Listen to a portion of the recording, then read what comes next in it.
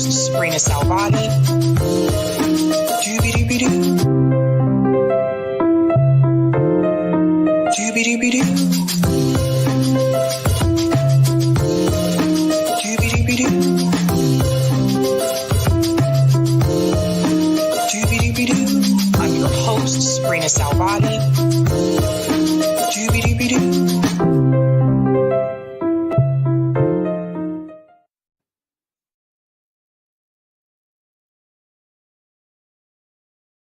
Hello, hello. Happy Friday, everyone. Welcome to Sabby Sabs podcast. I'm your host, Sabrina Salvati. If you are new, I want to let you know that Sabby Sabs podcast is a part of Revolutionary Blackout Network. You can catch me there on Thursdays for the Roundtable and Friday for the Sabby Show. And you can catch me here Monday, Tuesday, Wednesday, and Friday. Welcome, everyone. Shout out to everyone watching on YouTube, Twitter, and Rockfin. I want to go ahead and give a quick shout out to everyone who is a Sabby patron. Give me just a second. Thank you guys so much. Thank you to everyone who's a Sabby patron. If you want to become a Sabby patron, I have 4 categories: members, Sabbies, Sabsters, and Ultimate. All of their names are listed here, as well as the bottom of the screen. So you'll see their names scrolling across the bottom. Thank you guys so much. Really appreciate that. I hope everyone is having a great Friday. I really do. Want to go ahead and give shout out to people in the chat. What's going on? Lawrence Johnson says, Rocon artist. Oh, man. Oh, dear.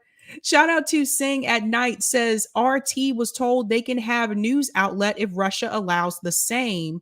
Yes, the Blinken statement was played differently also across several news channels. I didn't hear about that. That's interesting. Thank you for that. What's going on? Miguel says, peace. Shout out to Hannah G says, let's go.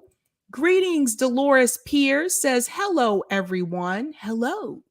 Shout out to Eric T, who is a Sabby member, says, happy Friday, all you lovely Friday people.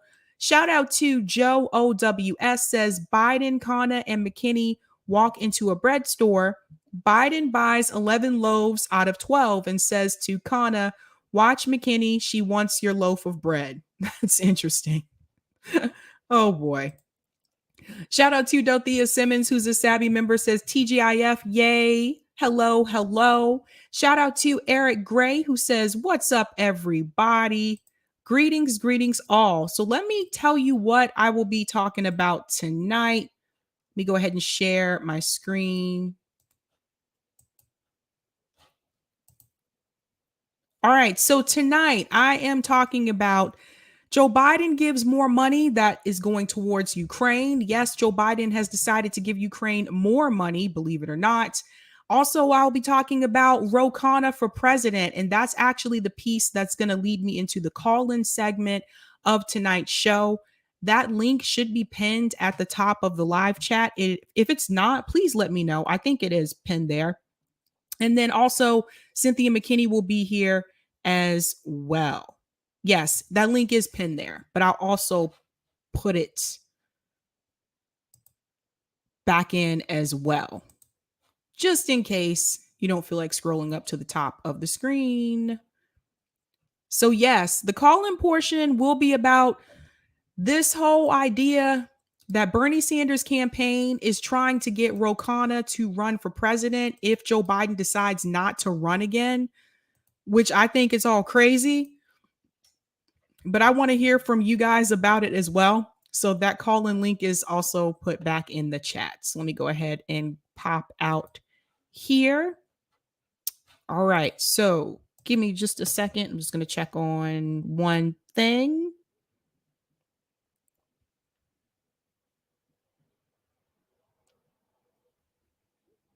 Doo-doo-doo.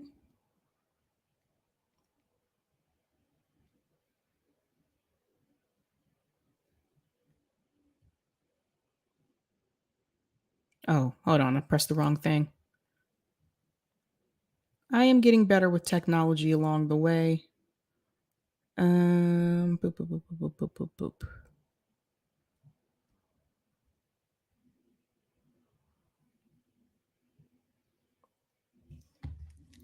Okay, let's see. Let me turn this down.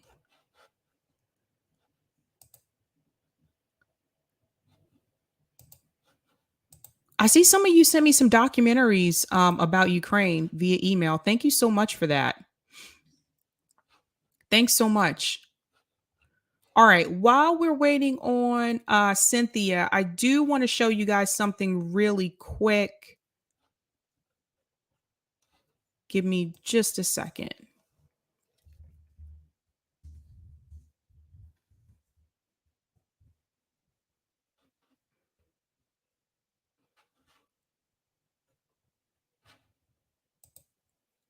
Yeah. All right, here we go. So, one of the stories that I did want to talk about tonight is that Joe Biden has decided to give Ukraine more money.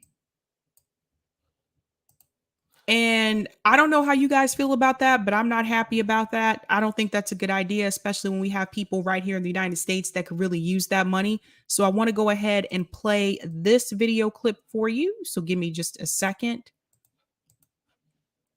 Doobie doop doo.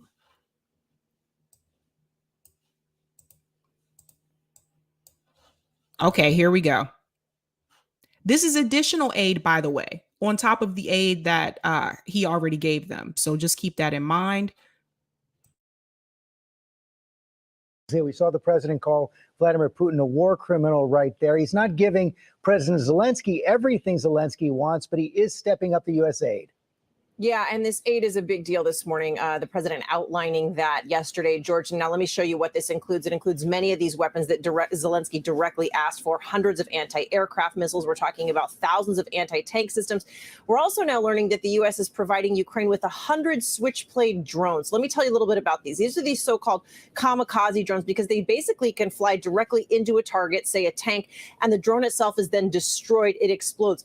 They're very small, they're easy to transport, and they're easy to use, which is really important at this point in this war because the Ukrainian army needs these weapons fast, and they don't have time for extensive training. The administration right now, as we were saying, very much focused on getting these weapons to Ukraine. But, George, they are also saying they still have more economic tools at their disposal to hit the Kremlin harder in the wallet where they say it really matters, like removing more Russian banks from that SWIFT banking system. They say they've got even stricter, tougher sanctions to still levy. But, George, you know this, the White House facing growing criticism right now, especially from those Republicans on Capitol Hill who say, given all these horrors that we are witnessing in this war, why wait? Yeah, one of the big questions now, will all this force Putin towards a diplomatic solution? Okay, Cecilia, thanks very much.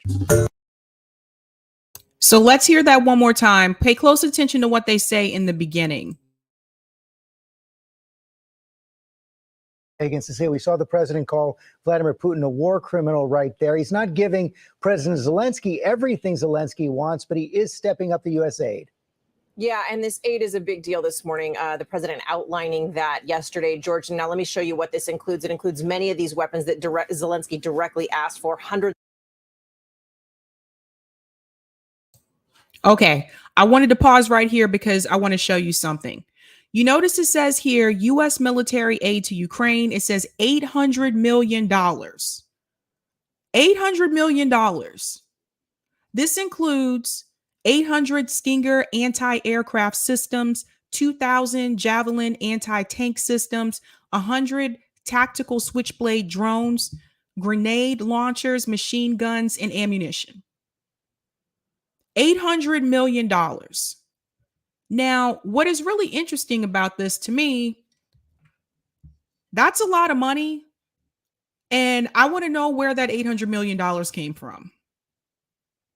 Because if you think about what everybody was asking for in the infrastructure bill, the ask for the Build Back Better Act, which I still think there should have been more in that Build Back Better Act. I think the prices, or excuse me, I think the amounts should have been a lot larger than they were.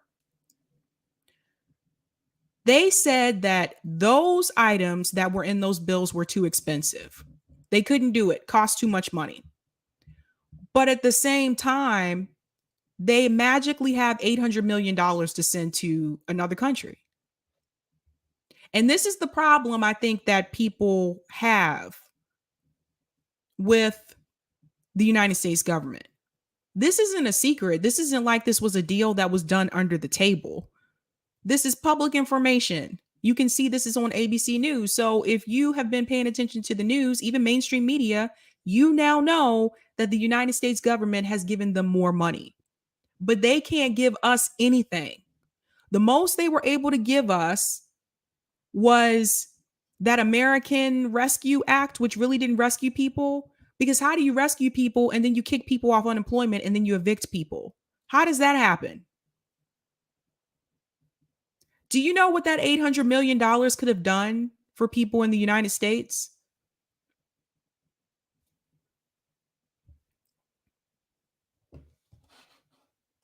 I'm going to go to some of the comments in the chat. Joe OWS said, I have the feeling much of this was planned years, if not decades ago. Hunter Biden will get taken care of as soon as all the donations to the Ukraine clear. That's a good point. Dan O'Neill said, war is the #1 export. Woof. Lawrence Johnson said, takes one to know one. That's interesting too. Laura said, is Dr. McKinney coming on? Hello, Sabby Misfits. Yeah, she should be here. I don't know why. You know, I changed my my settings on Twitter, and I'm still getting like all these random messages from people. Anyway, Eric Gray said, imagine what we could do as everyday people with $800 million, Sabby. Imagine if that money was put into the American economy, that was put to help us. See, this is one of the reasons why they have to have the excuse as to why, oh, we need to give the military industrial complex more money. This conflict in Russia and Ukraine, that justifies, or they can say that it justifies the amount that they gave to the Pentagon. Well, we had to give the military industrial complex all that money because, you know, there was that crisis in Russia and Ukraine. So there's that. Had to have that excuse. I'm going to go back in. This is insane, though. That's a heavy package. Of anti-aircraft missiles. We're talking about thousands of anti-tank systems. We're also now learning that the U.S. is providing Ukraine with 100 Switchblade drones. Let me tell you a little bit about these. These are these so-called kamikaze drones because they basically can fly directly into a target, say a tank, and the drone itself is then destroyed. It explodes. They're very small, they're easy to transport, and they're easy to use, which is really important at this point in this war because the Ukrainian army needs these weapons fast, and they don't have time for extensive training. The administration right now, as we were saying, very much focused on getting these weapons to Ukraine. But, George, they are also saying they still have more economic tools at their disposal to hit the Kremlin harder in the wallet where they say it really matters, like removing more Russian banks from that SWIFT banking system. They say they've got even stricter, tougher sanctions to still levy. But, George, you know this, the White House facing growing criticism right now, especially from those Republicans on Capitol Hill who say, given all these horrors that we are witnessing in this war, why wait? Yeah, one of the big questions now, will all this force Putin towards a diplomatic solution? Okay, Cecilia, thanks very much. Hi, everyone. George Stephan. Lauren said more weapons for Ukraine is more money in Congress, the administration, and the oligarchs' pockets, and is like pouring gasoline on a fire that is the war the U.S. oligarchs are using Ukraine to wage. Well said. Well said. Loner Weirdo. I like that name, by the way. I like your picture, too. These people are so bloodthirsty, they put Dracula to shame. It's a shame, man. It's a shame. Joe OWS said NATO is willing to fight to the very last Ukrainian to make sure the military-industrial complex sells arms and armaments. Elvin says for 800 million, we can fix up all the homelessness and keep all the public schools open. That was something that I was thinking about as well. Think about what that money could have done for homeless people in this country. Just think about that. Could have given them housing. Imagine if that went to mutual aid. Can you imagine $800 million for mutual aid? Do you know what that could do for people in this country? I don't know. I don't know. Let me go to, give me just 1 second. I'm still waiting for Cynthia to come on. Eric, can you hop on for a couple minutes? I got to take a call. I think someone's trying to reach me. Give me just a second, you guys. Sure, here we are. Eric's going to hop in for just a second, you guys. We should have got Callin going. I'll be back. Oh, technology. So give me a good comment to talk about. How we all liking the war? Oh man. I mean, one of the things I was talking about is how weapons dealers used to be considered the bad guys. I'm just trying to plug in my better mic here. Weapons dealers used to be considered the bad guys, and now they're like, we are them. There we go. Better mic. We like the better mic.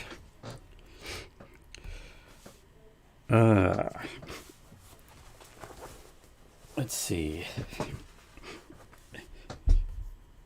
Eric Gray, did you show this one yet? Yeah, if only we cared about our own infrastructure, environment, and education, just as a few examples. And, you know, this, so much cruelty. I mean, definitely, you really got to wonder, you know, what kind of country we're in, what kind of society we're in. And, you know, one of the things I always come back to is to focus on the money. And hi, Lawrence Johnson. Thanks. You know, hang on. Sorry. I always talk about trying to follow the money. I mean, why is this stuff happening? You know, what is it that makes these decisions, and what really runs everything? And I mean, it's down to the money. And I feel like if you follow the money, that kind of leads you to, you know, what are your potential solutions for all this stuff, which is what I wish that the left, you know, spent more time punching up, spent more time talking about what are the real reasons for these things, spent less time, you know, punching sideways. We've seen a lot of attacks go sideways to fellow lefties rather than targeting and going after the people that really run things. And, you know, this is something we got to figure out on the left. This is something we got to, you know, really concentrate and be focusing on the money, the real levers of power. You know, and I think that does lead you, you know, to more towards, you know, potential solutions to things like trying to cut off that money. And, you know, I like the slogan, you know, defund Congress. Next comment from Lauren, yeah, because we are ruled by rich people hiding behind banks, corporations, wars, government, and media. In the media they control, and they are addicts for more money, more power, and control. Yeah, that's definitely a thing. You know, it's the level of the greed. You know, it's like there's no limit. I mean, you've got billionaires. You know, you've got your Bezos types. You know, hundreds of billions coming up on trillionaires, and it's never enough. You know, and these people, you know, at the very top, you know, like I try to call them the top 0.1 percenters. They you can't reason with them. I mean, you're not going to be able to strike some bargain with them. They've already shown, you know, who they are, and they really have to be displaced. I mean, we really have to use the power of our numbers to push them aside, essentially. You know. Thanks, Willem. Punch a hole up and out of this machine. Let's see what Joe's got. Joe has good takes on here. And exports in the United States. Exports in the United States has left is Oriole and the military-industrial complex. The entire south of the United States, it's mostly Republican states, are heavily invested in military bases and the MIC, military industrial complex. Yeah, I mean, it's that's one of the things, of course, the military industrial complex did, is they spread the whole shebang out all over the country. And so you've got every congressperson in line in league with them, because they see that as dollars for their district, and it's a load of crap. I mean, yes, there are some jobs there, but it's really, you know, one of the least effective ways to have a jobs programs and to spend money, and you know where most of the money goes. I see Gamer and Ganja for Life out there in the chat. And yeah, hopefully we'll reach Cynthia McKinney here. We're trying to reach her and get her on board. I think she's overseas, and so I think that makes it a little hard too, with time zones and everything. Who knows? Maybe she's still in Eastern Standard Time. So we just went from Eastern Standard Time to Eastern Daylight Time, and so there's that bill that went through the Senate that we'll see if it goes through. That'll get rid of the clock changes, and I think the plan is to just stay on Eastern Daylight Time, which I think is for the better. This whole thing with changing the clocks back, I mean, and mucking around, you know, started with trying to like have more time for farmers and things like that, I think, but there's really no good reason for it. But I think if they fix up the clocks, that may be the best thing that Congress has done in a decade, if they fix up the time change and stop mucking around with the clocks. So there you go. All right, where's Sabby? So Sabby is on the phone trying to reach, I think Cynthia McKinney, trying to see if she's around and see if she can get her on here. Now, personally, I really like where we just switched to Eastern Daylight Time. I find, like, especially when winter comes along and you're already, that's when it's the real killer, is when winter comes along and you set the clocks, you know, you have to set the clocks, fall back, and you lose like an extra hour even of daylight. So I think we should just keep the clocks where they are now. Who knew, right? You never knew you'd have me on here talking about Eastern Daylight Time. So there you go. The other big thing that we should never miss an opportunity to be talking about now is censorship. Because they're going to censor us all, and if we don't get on the ball here and really start. All right, I just got into censorship. And they're going to censor us all. I think I'm going to go ahead and yeah. Well, finish what you were saying, but I think I'm going to go ahead and start the call-in portion, because I haven't heard back. I hope she's okay. Mm-hmm. Mm-hmm. Oh, censorship bad. All right, I'm done. No.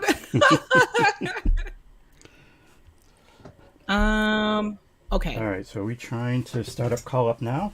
Yeah, let's go ahead and start the call. We need content. Oh yeah. Start some call up. All right, so this is what the call-in segment is about.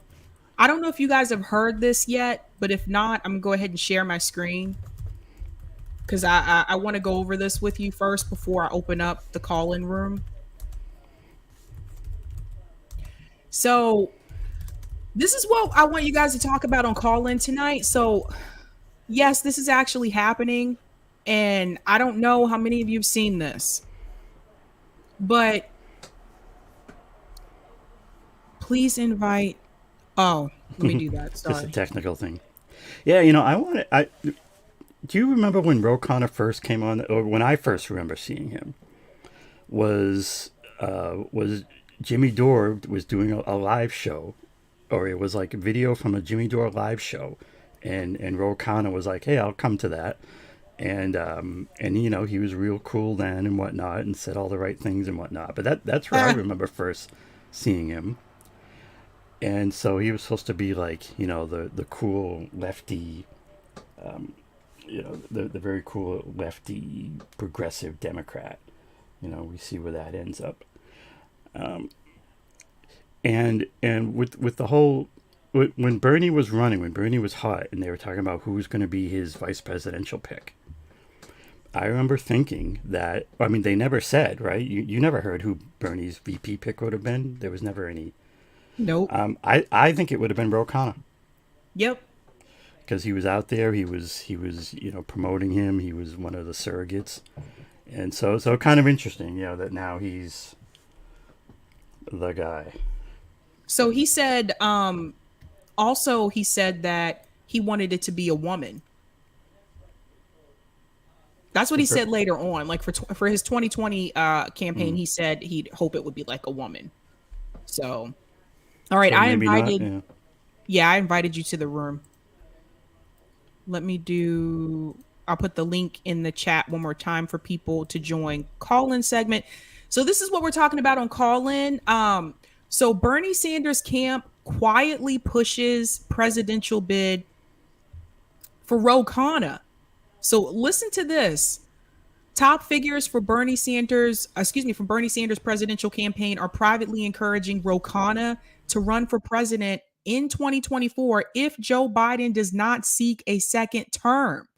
Given the California congressman an important stamp of approval from progressives as the party looks to its post-Biden future.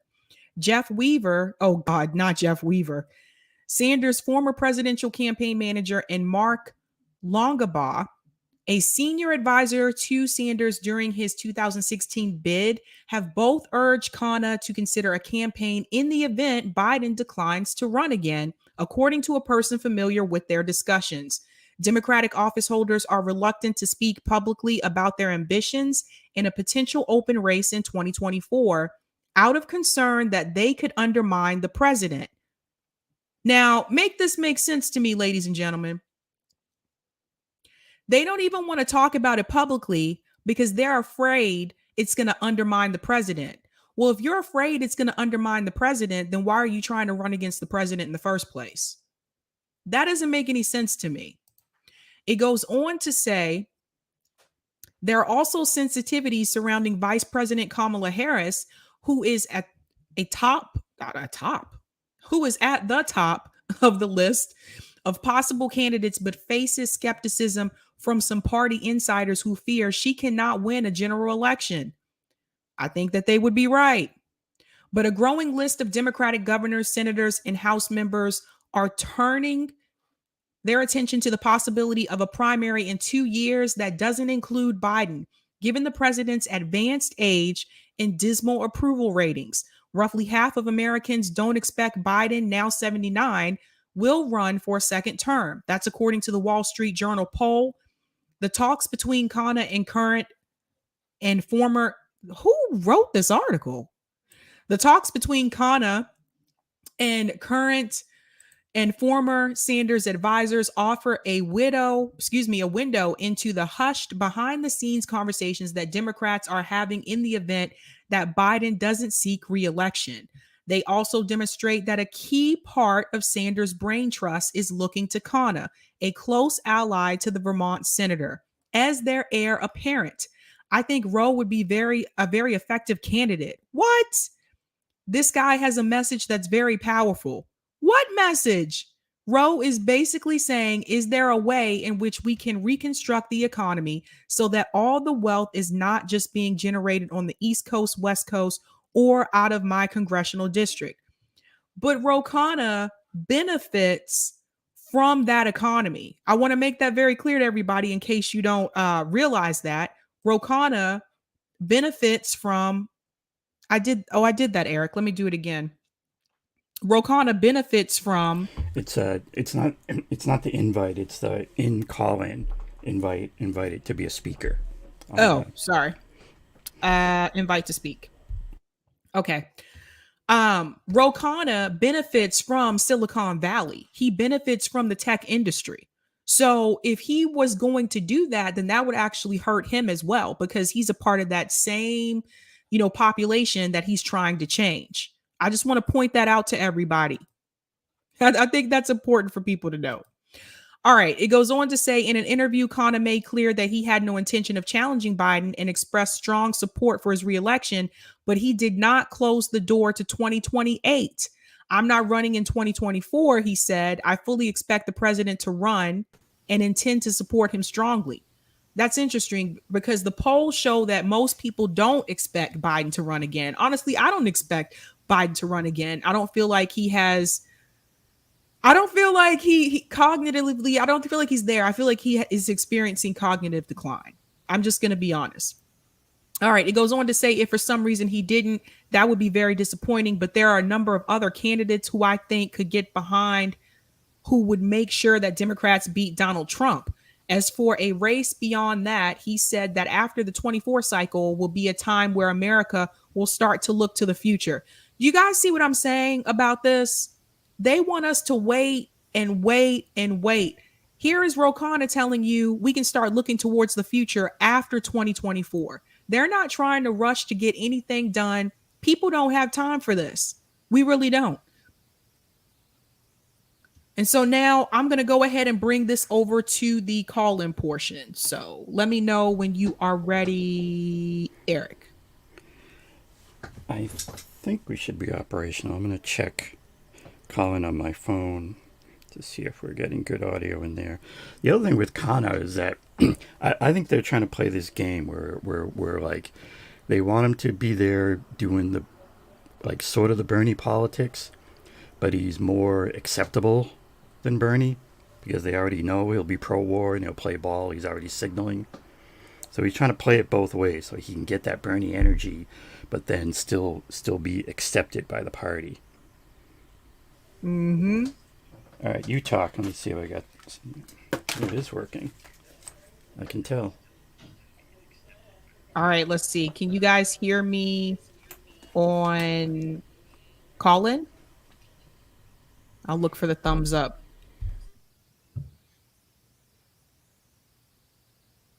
Maybe not. No, I think we're good if you want to try to bring someone in. Okay. And you can still hear me on YouTube. Yep. All right, cool. All right. Welcome to Sabby Sabs podcast on Callin. So what are we talking about tonight? Ro Khanna for president, either in 2024 or 2028, may be a possibility that he may run. The description here is Bernie Sanders' campaign is pushing Ro Khanna to run for president if Biden decides not to run for re-election. What are your thoughts on this? I'm going to go ahead and bring in the first caller. So, Kosha, you are first.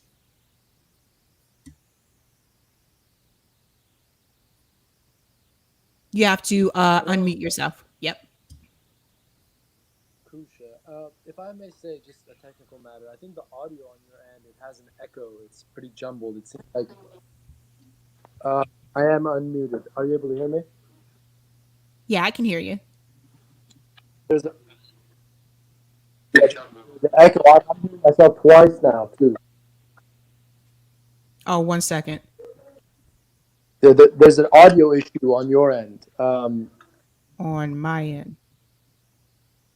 Yes, there's an echo. I think the other people can hear it. Okay, give me just a second.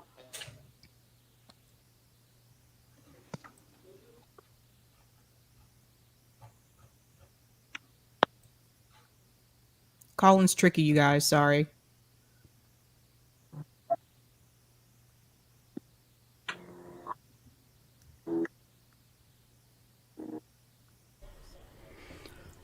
When I'm listening on Callin, it sounds all right on my phone. It looks like it seems like it's picking up both of us, Eric. It seems like it's picking up your sound and my sound.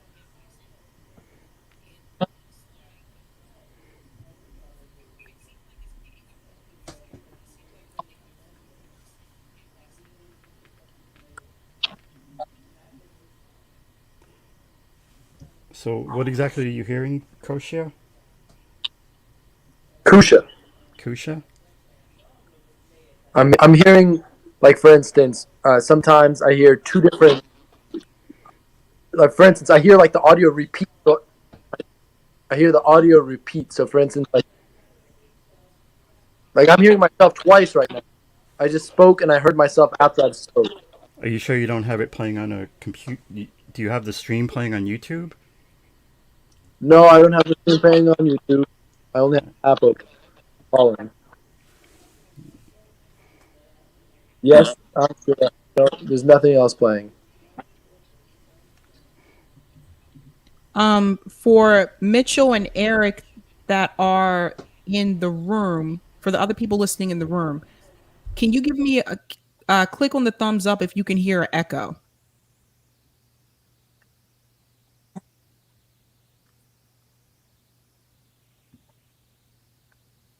Okay, they gave a thumbs up, so that means they can hear it too.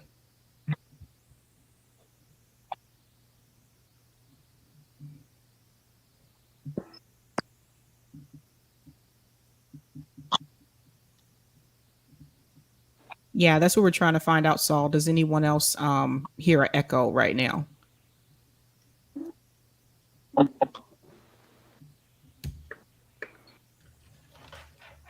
me see what happens. If It just repeated.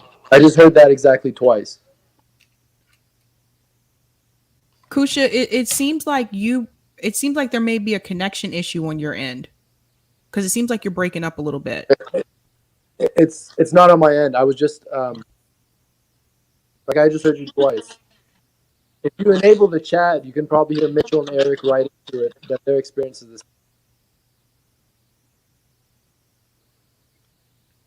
Let me go in the chat.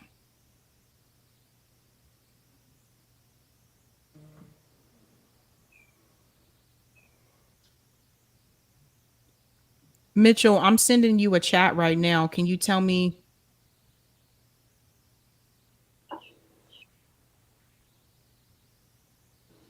Okay, Mitchell, I just sent you a chat that says, do you hear echo?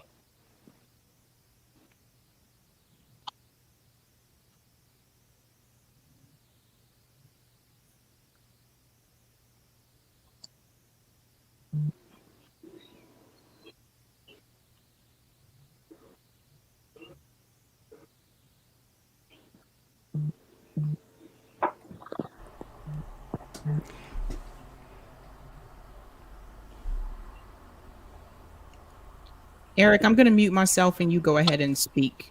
See if there's a difference. Okay, testing 1, 2, 3, 4. Still an echo. I heard her twice. Yeah, I am hearing. Oh wait, I think I know what it might be. Hang on, maybe. Is it coming through here? What?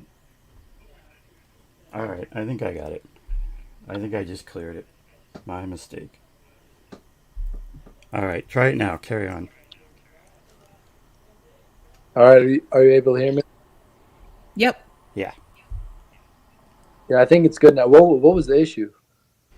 Oh, on my setup here on, I have the audio running through another laptop, and that laptop had the YouTube stream running that just needed to be muted. Okay, well, it seems like it's good now.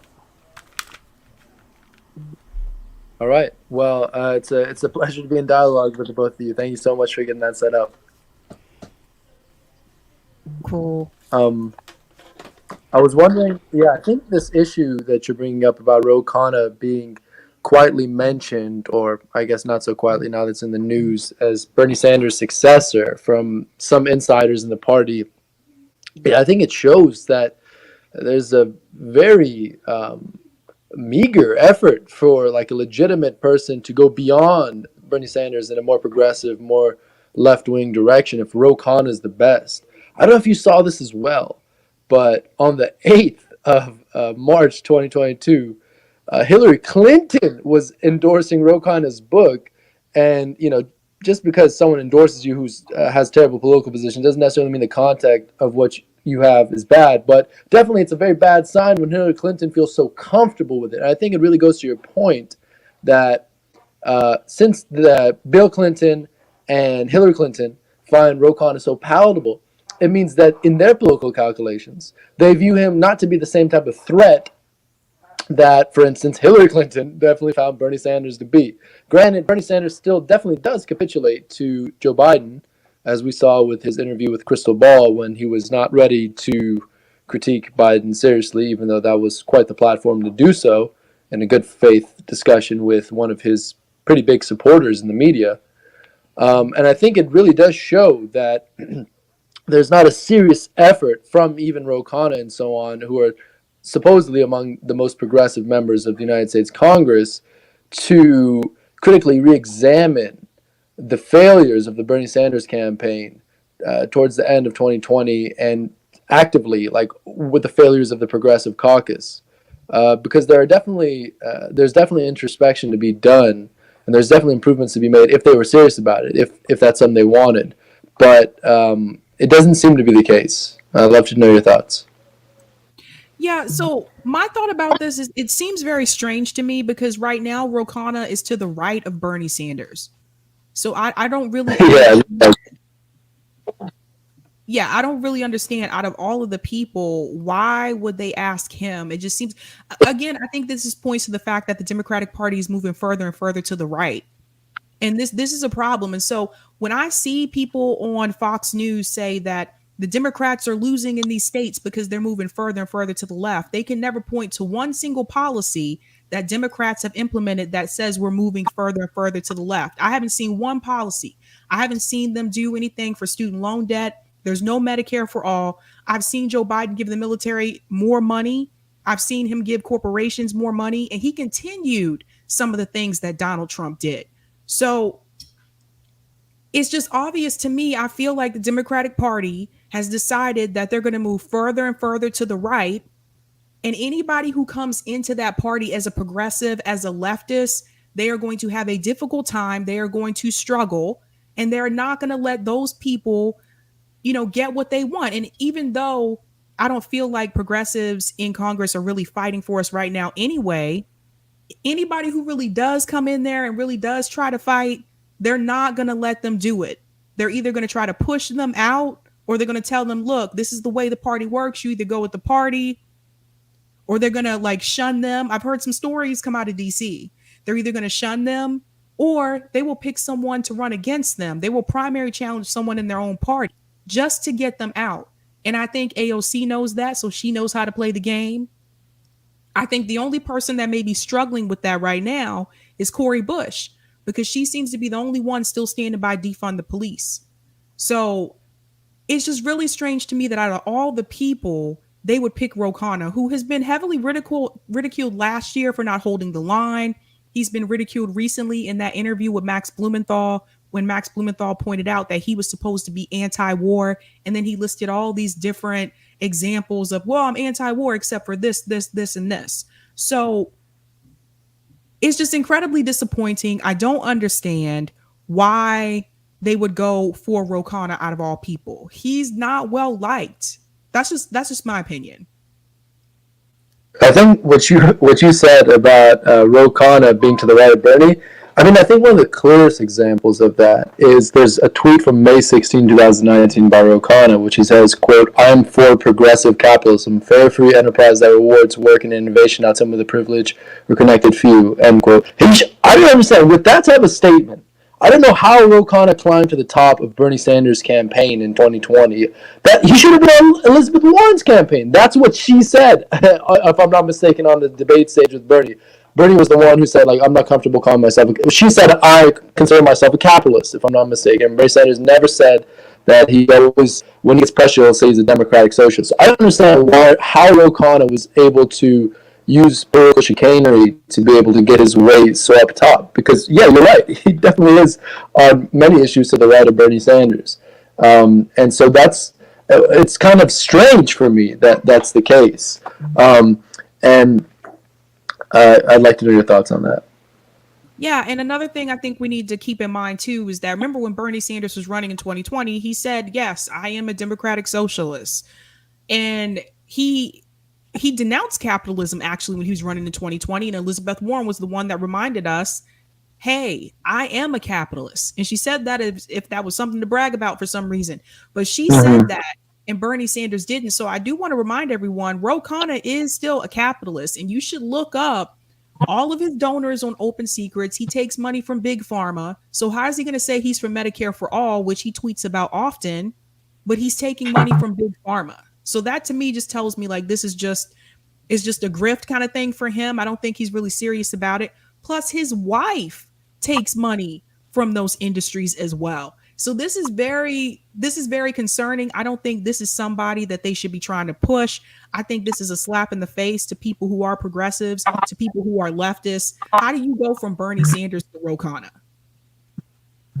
It's just so interesting to me because, like, obviously, if he wanted someone that was in his camp who was more left-wing than him, more progressive than him, he would go for Nina Turner or Cordell West, but I don't think he's interested in pursuing something politically.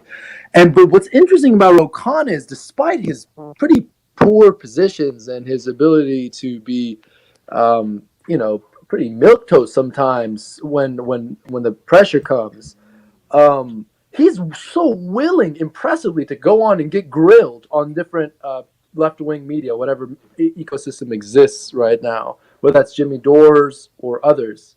And that's kind of interesting to me because many of them, like AOC, when she was offered a debate opportunity with Marjorie Taylor Greene or Ben Shapiro, she just refuses right away. I don't know why. She could definitely use that to show how poor the other people's positions are, even if AOC has some weaknesses. But she could definitely use that to expose Ben Shapiro, to expose Marjorie Taylor Greene, to get more people in the political process, draw them in the political process, and have substantive points to make. But she doesn't want to do it. But Ro Khanna looks like he's always looking for these left-wing opportunities. So that's another curious thing for me. Well said. Okay, thanks so much for your call, Kusha. I'm actually going to go ahead to the next caller. Thanks so much. Thank you very much. Thank you very much. All right, I'm going to take the next caller, which is Mitchell. Okay, Mitchell, you'll just need to unmute.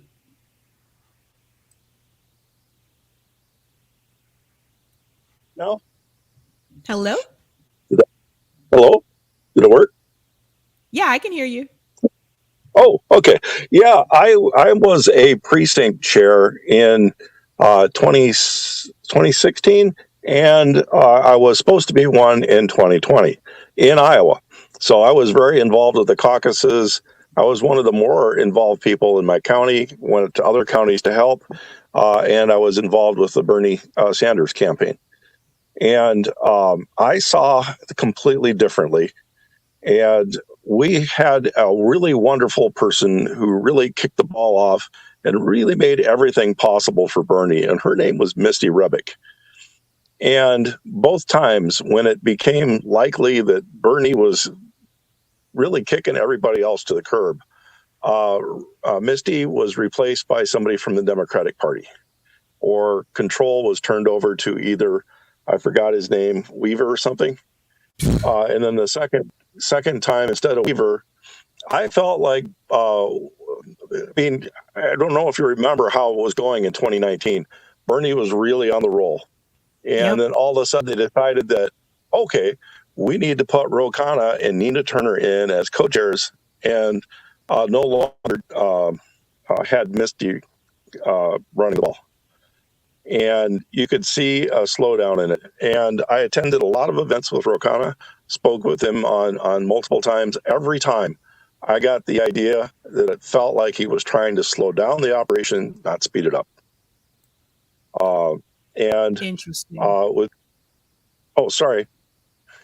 No, go ahead. Okay? I was just saying interesting. Go ahead. So I considered him more of a campaign boneacre, just like this guy named Weaver. If he gets put on a campaign, basically a sign there, who knows what kind of deals are done in the back rooms, saying if you want to be a candidate, you got to take this guy as your campaign controller in order to get Democratic Party funds. Not that Bernie got many funds, and often things worked against. But you really have to go back to Iowa itself. We had to go through training on how to be a precinct chair. And the precinct chair actually decides who wins. They can override anything at the end. The power of the precinct chair is left vague, especially for one rule. If there's a tie, if you'll remember, Hillary Clinton won Iowa because she won all 6 ties in 2016. The rule for a tie is if it's a tie, it has to be a coin toss, and that's how it goes in the public. And they're very careful to say, in order to prevent us from getting a lawsuit, you must toss a coin. The next thing in the training is, but we purposely do not define what a win is for a coin toss. And we have a statement in there that the win is totally up to the decision of the precinct chair. And then they pull aside what they don't say on the news articles or whatever. They go, we expect you to throw all ties to the party candidate. And so 2 of us complained and were immediately removed as precinct chairs. What? So then I was demoted to precinct secretary. And then as precinct secretary, my only goal was to ensure that the caucus counts were done correctly. So in it, we had a lot of candidates. So we had a theater in a high school divided up, and we had to go around the different parts of the school. So we'd say these rows are for the Warren voters, these are for the Buttigieg voters, these are for. He said, try to get into groups so we can get an initial count, and we're supposed to do multiple counts. So in the first count, you had to have a certain number of votes. I believe it was 15 or so to go on to the second count. And a bunch of Warren voters got up and came over to the Bernie group because they were upset that they were told that if they did not get enough numbers, so at that point in time, you have the option to go out to anybody who has not picked a party to try to talk them into joining yours to get the extra numbers. So there's a second vote right after that. But on the first one, there was a deal between the Buttigieg people and the Warren people. Whoever had the least numbers in the precinct would go to the other one to prevent Bernie from having enough people. And some of the Warren people thought that just was not democratic, and they came over to the Bernie group. So I became the Bernie delegate. And then so we have a caucus, then a primary. So the primary is done by the delegates. And so when we had the county primary, I was called up and told to drop being a Bernie Democrat, become either Biden or Buttigieg, or leave the Democratic Party. And so now I'm trying to find a party. But back into the more of it, the term would be throwing a bone. And I believe what's happening is this opportunity to run for president is payment to Ro Khanna for his efforts to help hold back the Bernie campaign. Wow, this is news to me. Nina Turner. Oh, sorry. Yeah, I was just going to ask, have you told anyone else about this? I've told a bunch of different Bernie people. I really don't want to have my house firebombed. But a large number of Bernie delegates got the same phone call. And the ones that didn't get the call were offered jobs by a certain New York media person to help the Biden campaign, even though the other guy was campaigning for his own presidency somewhere else. So, the whole thing just left me very, very upset with the Democratic Party. And but Nina Turner, a lot of people in other states do not realize that there are a lot of white people, there are a lot of black people in Iowa, but they're mostly in the cities.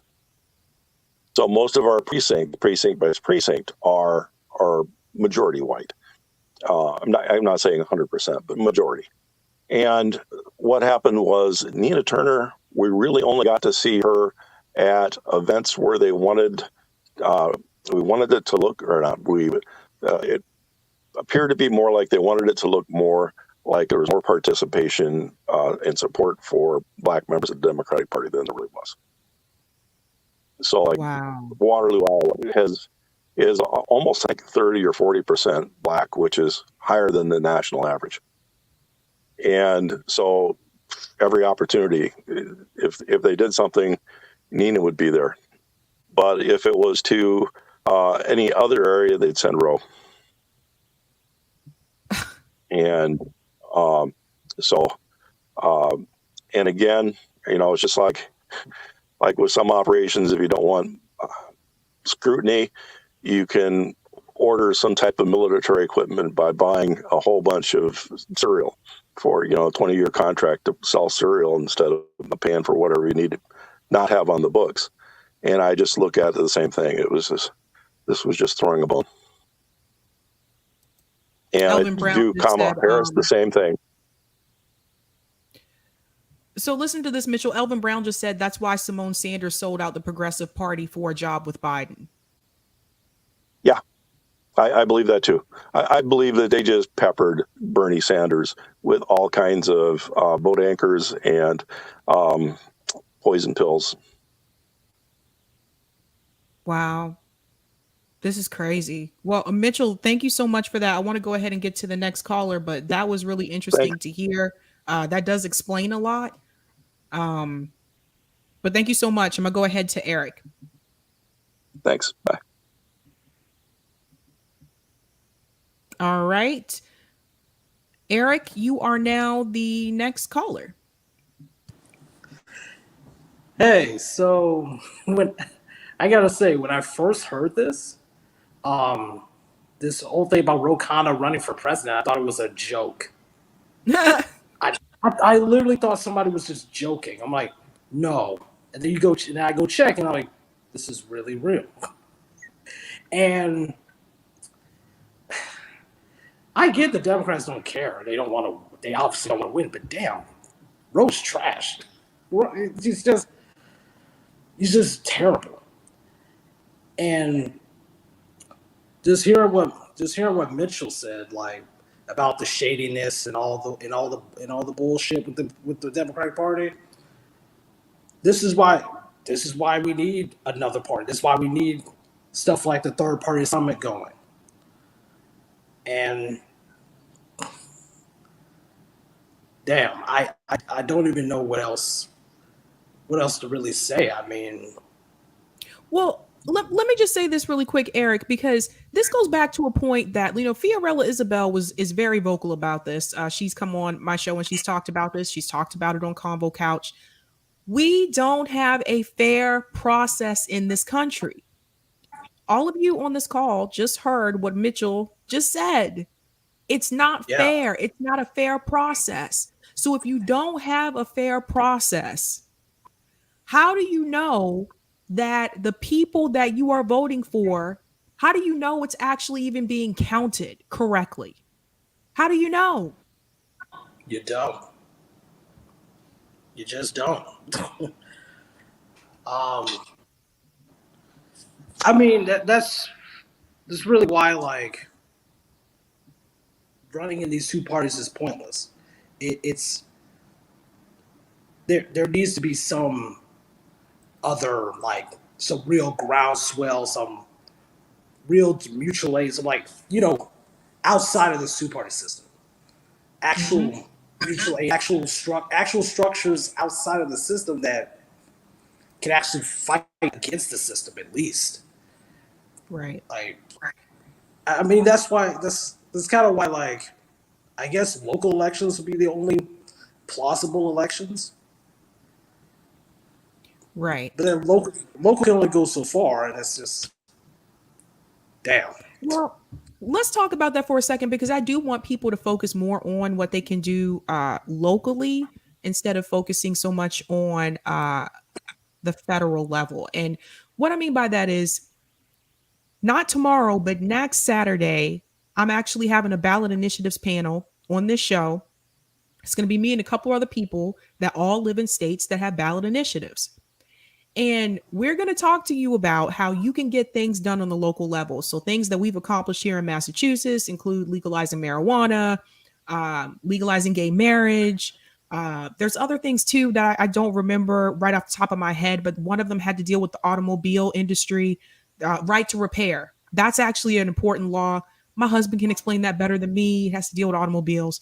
But I think that is one of the ways that we can get things done on the state level. And then, of course, the question is, well, what happens if you live in a state that doesn't have ballot initiatives? Totally get that. But the idea is that the states that do have ballot initiatives, once they pass those legislation, once they pass on the ballot, that actually will put pressure on the states that surround the ballot initiative states. That's how it's supposed to work. That's how it works here in New England. Usually, if Massachusetts passed something, our surrounding states, New Hampshire, Vermont, Maine, they're usually right behind us. So, right now, there is a New York Health Act in the state of New York that they're trying to get passed. According to what Roger Meadows told me, apparently with that health act, if you live in New Jersey but you still work in New York, you would still be under, you have the opportunity to be under the New York Health Act. If that passes, that is going to be huge. So this is the idea, you guys. We need to look more on the local level and see. If you notice, the mainstream media distracts us from that. They don't really want us to focus on local politics as much. Why do you think every time you turn on the TV, you hear more about Joe Biden, Kamala Harris? When Trump was in office, it was Trump, Trump, Trump. They talk a lot about the presidential campaigns. They'll talk about who's running for Congress, who's running for Senate, but they don't focus as much on these local elections. You know, most of the people I talk to here in Massachusetts don't know who their city councilors are. That's actually not uncommon. People don't know. They don't want you to know. Yeah, Go that's ahead. really, I mean, I shouldn't say that's embarrassing. Like, it's true. It's true where I'm at in Florida too. I had to show my students who their city council people were, and now I'm not expecting them to know. But I'm like, well, at least you learned something else that you didn't learn in your history class. Uh, but yeah, it, I guess in my area specifically, I do worry about engagement. Um, and I don't know. It's engagement is an issue too. It's just like a lot of the like younger voters that can vote don't want to, and I understand where they're coming from. Um, it's just that like at least locally, it's just we have a lot of older people in city council, and so that's just constantly what's shown. Like it, I don't know. It just feels like you have a bunch of just old heads in city council or in the mayor's office, and nothing's really being built politically for the community itself. I don't know if you kind of get if you kind of catch my point or not. Mhm. No, I totally get where you're coming from. I think that we need to encourage more people if they do want to run for a position. I think we need to encourage them more to run for positions like city council because city council controls the budget. Those positions are important. I know they're not popular positions to run for because if you work for city council, you still have to have a regular job. Most people, anyway. Yeah, So it tends to be a less. It's a thankless position, I would say. But at the same time, like if you do want to start out and get involved in politics in some way, shape, or form, I think that's where you should start. Start in city council. In fact, Ayanna Presley, who is part of the squad, actually was city councilor here in Boston. And a lot of people don't know that because you don't hear much about her. But that's where you can do more like on the local level. So I think that's a good way to go if you want to do that. But definitely letting you know that in reference to electoral politics, I really believe that the best way for you to really get things done is through the local level. And when it comes to the federal level, Lee Camp talked about this as well. They only really pass things that support corporate interest. That's why a lot of the issues that we're fighting for, that's why they're not even bringing them to the table. And when they do bring them to the table, they don't pass. There were 8 Democrats that voted against $15 minimum wage. So that tells you that says something there. yeah, and speaking locally, especially like in some of these police budgets, like God, um, some areas have what almost in the billions in police budgets. My small city is at 52 million. And I'm kind of reading this summary and I'm going, wait, you don't think you're trusting the police department to help lower recidivism rates? I read that and went, what? Like, you don't think the community could help with that? That's just, it's funny, but it's ridiculous. Like, it's, what do you need all this money for? Where's this really going? Honestly, I think it's going to militarize the police, to give them more gear. I mean, we haven't even seen all of the police equipment yet. I've seen some of the equipment that they're making for police. We haven't even seen it all yet. I So know, that's the I know, scary part. I know Jimmy did a story about like robot dogs or something like that way back. Oh yes. Yes. I'm like, So what the fuck? well, absolutely. I used to work at MIT and there's robot cheetahs. There's all of that type of technology that a lot of people, I would say, have not seen in the field just yet. That doesn't mean it doesn't exist. Some of it does exist. They just haven't put it out in the field for people to see yet. This money could be going to so much other stuff. We. Well, thanks so much, Eric. I want to go ahead to the next caller, but thanks so much for calling in. Appreciate it, Sabby. Alrighty. Okay, so next up is Callin. All right, Callin, you are on the mic.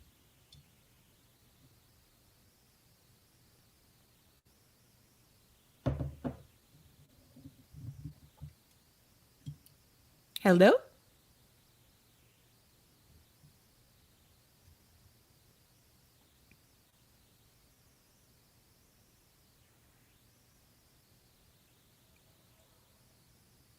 Hello? Can you hear us, Callin? I see you're unmuted. This app can be kind of glitchy sometimes. Try muting and unmuting.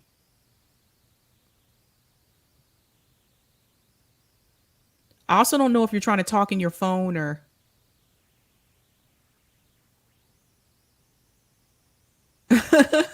Saul Good said, unmute Callin on Callin. Sorry. Try it one more time, Callin, and then try leaving the room and coming back, and I can invite you in as a speaker.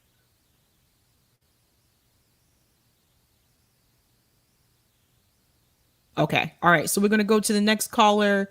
Next caller is Greg Bruce. All right, Greg, you are on the mic. This is not Greg.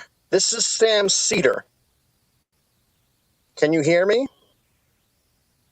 What? This is Sam Cedar. As you know, one of my peons found one of your videos in which you criticized my celebration of the first Black female Supreme Court justice. And I had to give you a Sam-splaining on Twitter. The thing You're is, fucking with me. Quit messing with me. I'm not messing with you. I'm Sam-splaining.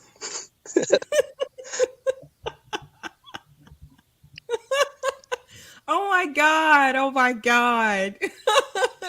Now, this Supreme Court nominee may have sided with Lockheed Martin against working people, but you know my opinion of working people.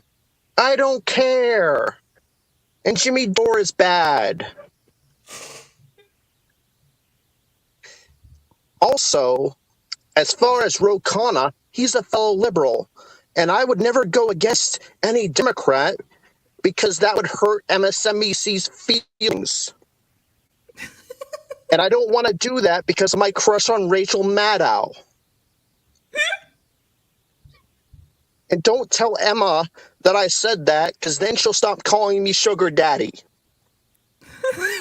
What is happening?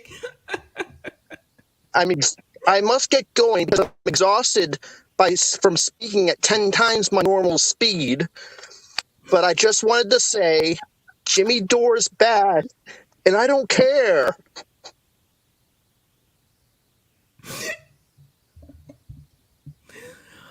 Oh my God. Oh God.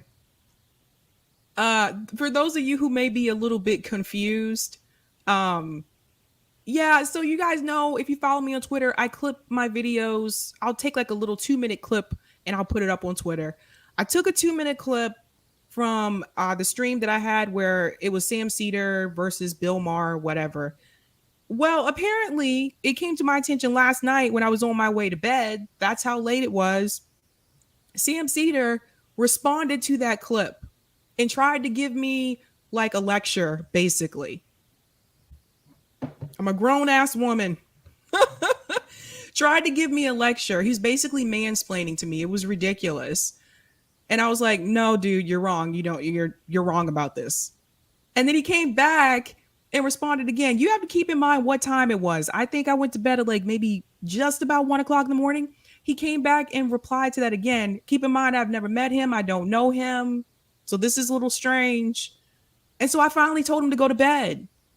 And so apparently like that thread just kept going today. And eventually I didn't even read all of it anymore. Like that's how many people replied. And oh my God, it was so, it's cringe. A lot of people, it's so funny when people attack me on Twitter because I don't read half of that shit. But that was funny. Okay, I'm gonna go ahead and take the next caller. Edward. You're on the mic, Edward.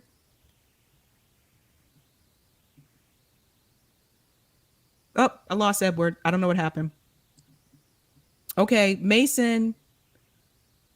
You are on the mic. So you'll need to unmute. Can you hear me? I can. Okay, good. Okay, so what I wanted to bring up is, I know you guys were talking about city councils and stuff recently, and that's something that like I really strongly believe in is like, we can have a national campaign, whatever, but like what happened to Bernie after he lost? Like it fizzled out and they could barely get the support back by 2020. And we saw what happened in the 2020 primary. So like, I guess I feel like it's just my personal opinion, but we should be trying to break in on these state and local levels just because I feel like that's a little bit more realistic. And a lot of people say, well, it's way more corrupt at the local level and stuff, but it's also a lot easier to like go around. Like if you're trying to campaign in a state house district, that's very different than campaigning for Senate on a statewide level. Like you have a lot less people that you need to convince. Yes, I agree. And no, that's a good point. Yeah, I guess like right now, my county went to Bernie. I live in Michigan, and my county went to Bernie, and I'm pretty sure that the margin of the primary would have, like, if my county went to Hillary, it probably would have swung the state. So it's really bizarre to me to see the people in my county that are in power be so anti-left wing. All the Democrats that are in charge, even though my county went to Trump twice, Bernie Sanders county. And like the people that are here and in charge of the Democratic Party here have been around for so long. The lady who's running for state senate in this newly drawn district actually favors Democrats for once. Her husband was the drain commissioner, and before that he was the road commissioner. So like, and they've all been here for like decades and decades. And like so few people want to vote, so few people want to try, and it's just really disheartening. And I'm not saying that I'm going to be able to do it right away, but in 2024, I'm going to run for school board. I'll be 18 years old right at the cutoff. That's what I'm going to do because like we can't just keep waiting for something to happen. We have to do it ourselves. That's a good point. And I'm glad you brought up school board as well, because that's another position I feel like people don't pay as much attention to. But it's just as important as the other like local positions.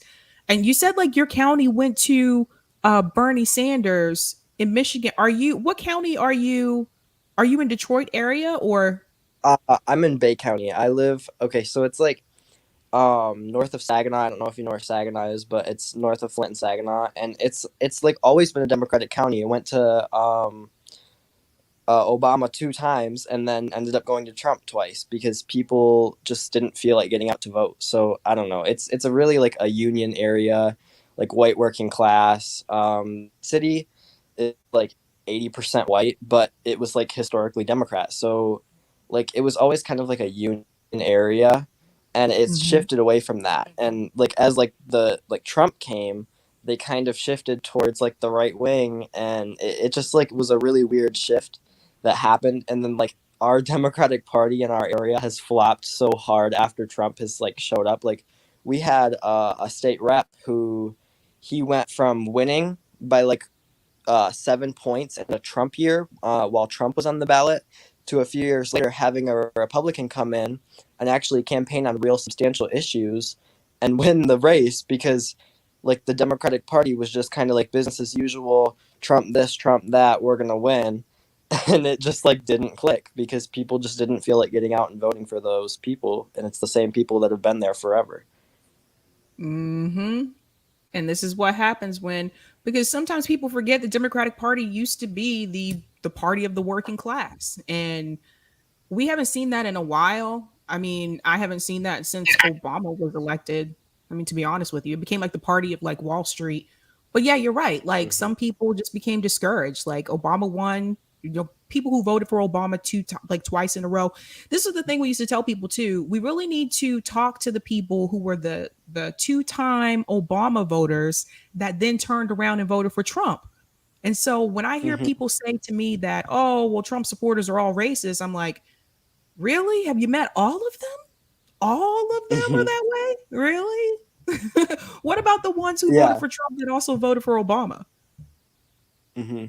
Yeah, I just think it's really like weird, and my area is like so like that, so like those Obama to Trump voters. It was like one of those pivot counties and stuff. But it's just like it baffles me how like Democrats don't change their strategy. They just keep running the same thing over and over again when they know that a progressive would outperform them. Like the guy that ran for House, he was like bashing DSA on Twitter, and I literally, I was like, "You were an incumbent. You won twice in a row. You were running for re-election, and you got smacked because you did the same thing every single time." And it's just bizarre that they're like, oh yeah, this will work, we've done this forever, it works, but like they know that would have done better than Hillary did. So I just don't understand what like this weird loop of like, let's just keep running the same thing and eventually it will change. Like it just doesn't make sense to me. That's a good point. Even like musicians on tour don't fall for that trick. And I can give you guys a couple examples. Prince. I saw Prince in concert about 10 years ago. My friend also saw him in concert, but we didn't go to the same show. After we compared notes, we realized he didn't do the same show that he did in my city, in her city. They switch up the songs, they switch up the order, they have a different opening, a different closing. They don't always have the same people, the same opening acts as well. So it wasn't exactly the same, but that's good because people don't want to see the same thing over and over and over. You have to switch it up a little bit, but you're right. I think the Democratic Party just follows the same playbook. And honestly, I think they like to lose. Mm-hmm. I think that like one of the most important things that's often overlooked is we don't try to get those voters who didn't vote in 2016. The Yeah. 50% of people in the country that didn't vote. And that's crazy because like they're like, oh, those people don't vote anyway. It doesn't matter. Well, Yep. they can vote. Like if you if you talk to them, maybe they'll vote for you. But they just like they see it as a lost cause, and they're like, okay, we gotta focus on the liberals. We know we got them, and then we gotta win some moderates, and that's like their whole strategy over and over and over again. When like if you get those 50% of people, even if you get half of the 50%, if you get 25% plus the people that are there hardcore, then you can win. And and it's like it's so outlandish to them to think that Bernie Sanders would have won because oh my gosh, he's a socialist. Like it's like, well, it isn't just like you have to swing the voters that vote. there's turnout. Turnout is a huge issue that's always overlooked for some reason. Like, if you can increase turnout, it doesn't matter what the people who vote normally, what they do. Because you have Exactly. people who don't normally vote. Like, it's just, I don't know. It's crazy to me that it's like insanity, because they do the same thing over and over again and they expect different results. Well said, Mason. I'm gonna go ahead to the next caller, but thanks so much for calling in. Thank you. All right, Callin, we're gonna try this again. You are now the next caller. Hello, can you hear me? I can hear you. Yay! Yay! Yeah, I figured it out. I had my buds connected and I had them out of my ears, so that's why you can hear me initially. Oh, you So, pulled a Sabby. but yeah, real quick, I don't want to take up too much of your time, but regarding Khanna, I'm just kind of like, when I heard it, was just like, who cares? Honestly, Mhm. because you could put anyone in the squad, or actually anyone in the Congressional Progressive Caucus, in that same position as Khanna is right now, allegedly, and I wouldn't feel a ways for any single one of them at this point, because they haven't really done anything, I think, to really convince us that, like, they're up for working for the people. But funny enough, like, it's funny because I was thinking around forced to vote, when the whole drama regarding, like, are they going to vote for Nancy Pelosi or not, or like the Kevin McCarthy, thing, like, if enough Democrats didn't vote for her. I actually thought about the idea. Like, granted, we know that Khanna is crap, but I thought about the idea of, like, as a squad, they couldn't put them, or at least a congressional caucus, congressional Progressive Caucus, couldn't put Khanna up as a possible candidate for Speaker of the House. I mean, if they wanted to give a little bit more of, I think, of a push for Nancy Pelosi in order to, as leverage. So I actually remember thinking that, like, at that time. But yeah, Khanna is garbage. So it's just, but I think it's just kind of, at this point, you can put in any member within the Progressive Caucus, and personally, I would feel the same about any one of them. So I think this is a way for, um, for Bernie to kind of say, hey, like, here's a quote unquote progressive candidate, but also filling in the identity politics that the Democrats love. He's, a person of color, and, obviously he's Indian. So, that will kind of be a big draw, I think, as far as the media. So I just think it's just kind of very telling that, like, he's kind of pushing Khanna, or seemingly at this point, but I think it's just kind of fitting what other people said before in terms of, like, he's pretty much in with the Democratic Party in the sense that he acts progressive enough, but he really is down for capitalism. He's very similar to Warren in a lot of ways, actually. So, yeah, I'm just kind of like, I don't really care, and he's not going to do well. So, No. so yeah, so it's just kind of like, this is an utter waste of time. So I don't see Yep. why Bernie would even bother. But I think it's just, his way to kind of push the progressive thing, the grift going at this point. But you don't have really any valid candidates, at least Right. right now, with what we have. So, yeah. Right. No, that's a good point. I mean, none of the people that they've mentioned I could see winning. None of Right. them. Kamala Harris, Pete Buttigieg, uh, they brought up Hillary Clinton again, and I'm like, what? Like, so I don't know. Like, this is well, first of all, do you think Joe Biden will run again? Ah, I've gone back and forth, and I think my mind changes. I think by the week, honestly, I think a lot of it depends on like how his health, his mental state gets within the next year or so. I think we'll have a better idea, probably around this time next year. But as of right now, I am tempted to say yes. I think, especially given, what's going on in Ukraine right now. I think, if anything, it might give him a little bit of a boost, slightly, I mean, among the liberals, to kind of justify the idea of, hey, you can't get rid of me right now. We're in the middle of a war. So, Right.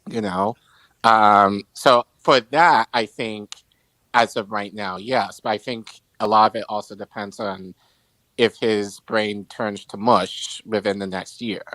I think only time will tell. I think as of this point, yeah, I think he will definitely run again. So, but yeah, I think it's just, I think again, going back to Bernie for a second, I just think like it's kind of his way of just kind of throwing us a bone, just kind of saying, here, like, here's a quote unquote progressive candidate that in his mind that we can kind of try and get behind. But I think, obviously we all know better. And, like, I just feel it's kind of an insult in a sense that they're allegedly putting him up, knowing, I think, especially like given how many times he's been on Jimmy Dore's show and just how much doublespeak that he makes, just as far as, what he says, and then just, but his actions don't necessarily reflect that. So, yeah, I just feel like shame on Bernie, for even putting him up as an option. I would have, just done your time in the Senate and just kind of rest in peace, honestly. Exactly. Exactly. I agree. Well, Colin, thanks so much. Colin, thanks so much for calling in. Thank you, Sabby. Have a good night. All right, you too. All right, and I'm going to take our next caller, which is Edward. Let's see what Yes, happened. yes, I accidentally hit the hang up button last time. Let me just say, I saw you last night. I've been following you for a while, and I really enjoy what you do. And when you told me that you were going to talk about possibly Ro Khanna running for U.S. president, that same night I watched Jimmy Dore, and he had someone from the Gray Zone questioning Ro Khanna about gas prices and about whether he supports sanctions against Russia, which would increase gas prices. And of course, he says he's for sanctioning Russia, not buying Russian gas, but he's still for reducing gas prices. And you just sort of know, I don't know about you, but I just sort of know when a politician is lying to me. And I can tell, he's full of it. I mean, gas prices are a market function. I mean, you could artificially lower gas prices, I guess, but then you would have shortages of gas. So, as far as I'm concerned, he's just full of it, and I don't take him seriously at all. And no doubt he probably voted for the aid package that's going to Ukraine instead of acknowledging the fact that the war in Ukraine is probably just as much the fault of the United States as it is Russia, because we insist on making Ukraine part of our orbit, and it's obvious, you know, because Ukraine shares such a large border with Russia, why that would be a threat to Russia. Ukraine has always been a traditional invasion route to Russia, and Russia can't afford to have NATO troops on its border, and it's not going to have NATO troops on its border. So basically, he's in bed completely with the military-industrial complex. He's total crap as far as I'm concerned. I wouldn't even consider him.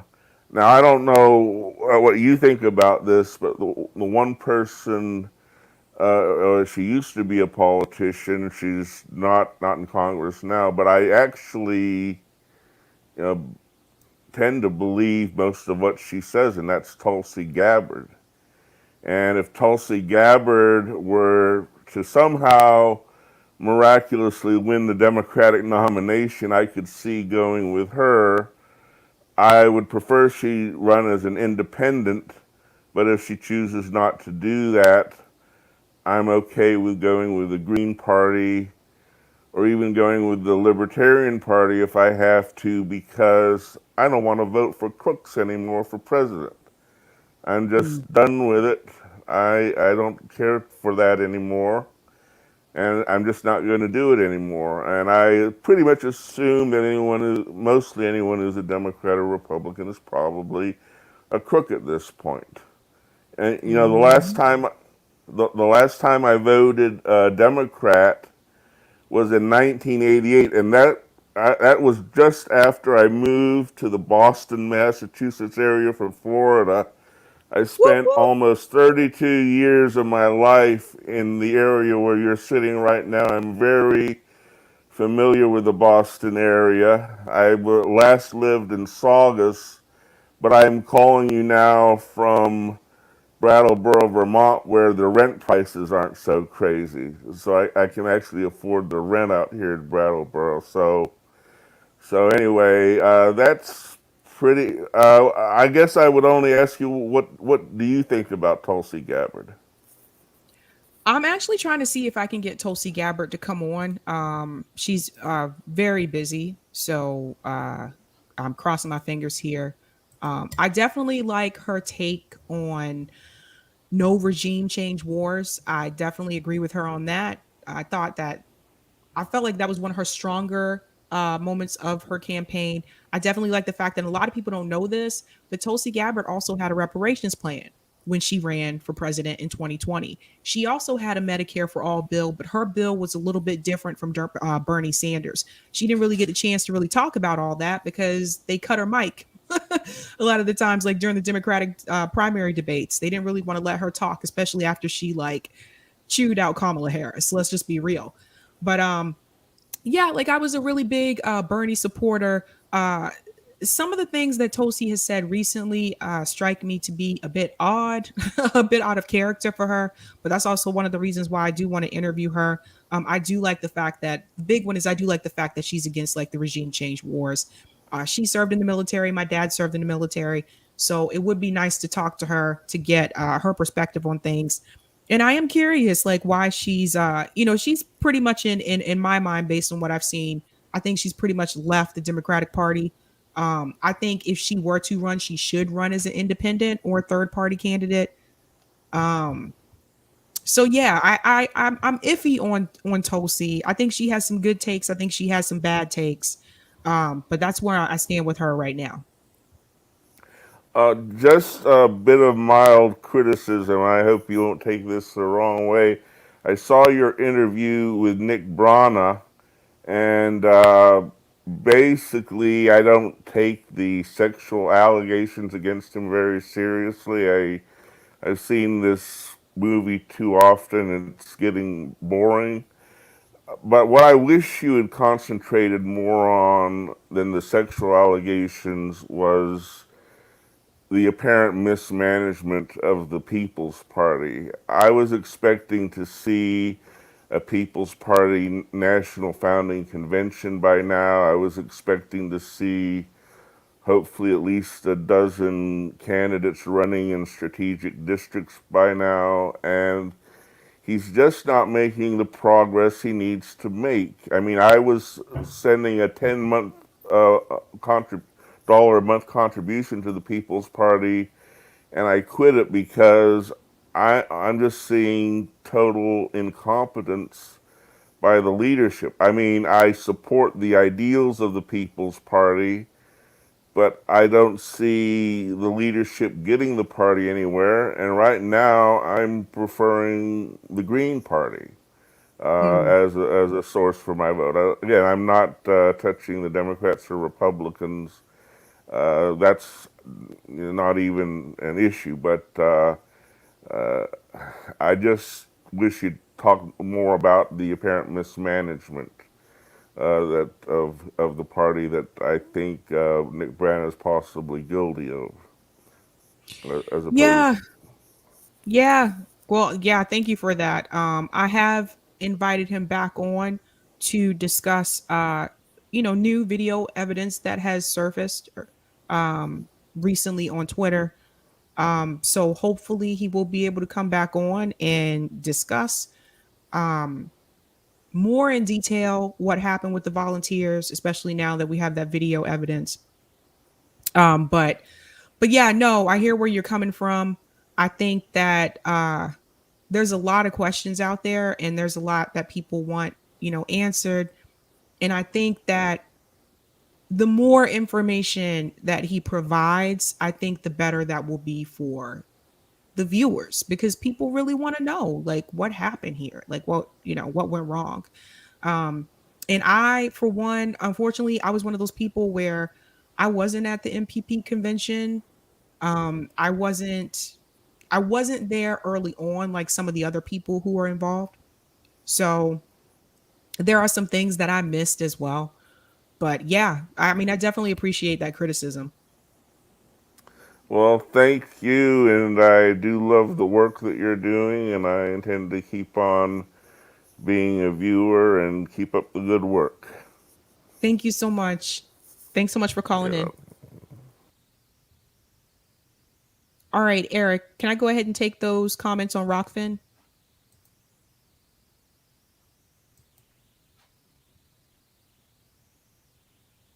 All right. Thanks for the tip, Roger Meadows on Rockfin. Hey, Sab, you snuck in at 7 p.m. on a Friday. You were supposed to come on at 8 p.m. I missed the first 25 minutes. Bad Sabby. Rokana, you need to go. Sorry about that, Roger. Thanks for this tip as well. Right to repair stems from, right to repair stems from cores acting like a spoiled child saying, no, you can't repair my equipment, indie mom and pop shop. Only we can open it up. We are not going to supply you with uh, sh- uh, schematics and necessary software to update it. You see, Sab, if mom and pop shops existed, we would hold on to our stuff longer and not buy new things they're selling.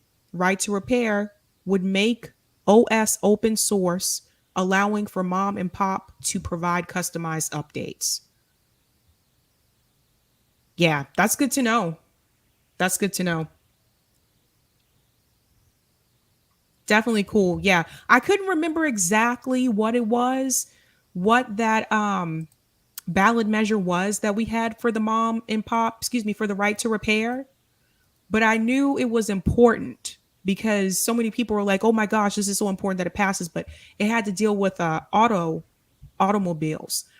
So I'm assuming, if I remember correctly, I think it basically meant that you could have anyone repair your car. I have to ask my husband about it. There was some rule around it, and there was some weird wording and all that kind of stuff. But also on that ballot initiative was also ranked choice voting, and unfortunately that did not pass. But hey, at least we got it on the ballot. I will say, if that ends up on your ballot, if you're in a ballot initiative state, when it comes to ranked choice voting, I would try to explain to people what it really means before they go out and vote, because the reason why most people did not vote yes for it is because they didn't understand the question. Like my husband and I, we understood the question. We did research on it before we even went to vote. So we knew what we were getting ourselves into. But most people I spoke to, they were just like, yeah, I didn't really know what the question meant. So I just said no. And that happens sometimes. And I also think sometimes that's done on purpose. I'm not going to lie. I'm just going to be honest with you. Um, I think, is someone trying to message me now? Not now. Yeah. Um, oh, balls. Oh my gosh, I can't say that on Callin. I'm so sorry. Jeez. Yeah. So definitely when it comes to ballot initiatives, I think that's important for you guys to like pay close attention to. I really do. Now, I think that, oh geez. I have this feeling I forgot something. I don't know why I have that feeling. I'm just going to check something really quick to make sure there wasn't something else I forgot to tell you. But I have that feeling I forgot to tell you something. Oh, I remember now. Duh. Haha. Tomorrow over at RBN, we're continuing the third party summit. So tomorrow I will be on at 4 p.m. Eastern Standard Time with Steph from the Jimmy Dore Show. We are going to talk to third party candidates. We have a set of questions for them. So definitely check us out for that. And Sunday, come back to my channel, Sabby Sabs. I have the Ethnic Women's Panel. We're back at 7 p.m. on Sunday, Eastern Standard Time. We're doing a fun episode. This time we're talking about dating. Definitely come check that out. It should be pretty fun. We have some stories to tell you. Private chat. I think 2 callers waiting. I don't see anybody on the app. I don't see anybody waiting to speak. Let me leave the room and come back. Hopefully they'll figure out all these bugs, man. Cause like I had to leave and come back. Okay, I see them now. Thanks so much for letting me know, Eric. All right, this is to a different Eric. You are the next caller. Hey, Sabby. Hey, how's it going? Good, good. Thanks for taking my call. I joined a little bit late, so I apologize.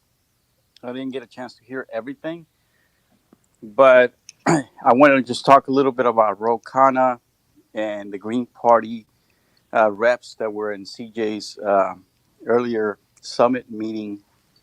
But first with Khanna, he definitely has, at the beginning of his career, to most of us, he would have seen, to me, 2 years ago, I would have got behind him, really strongly behind him, because it seemed like a person that we could get behind.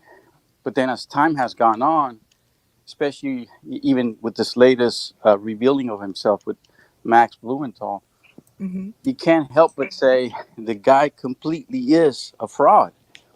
And we have to stand behind that interview, and we have to continue to use that as a way to show what he is.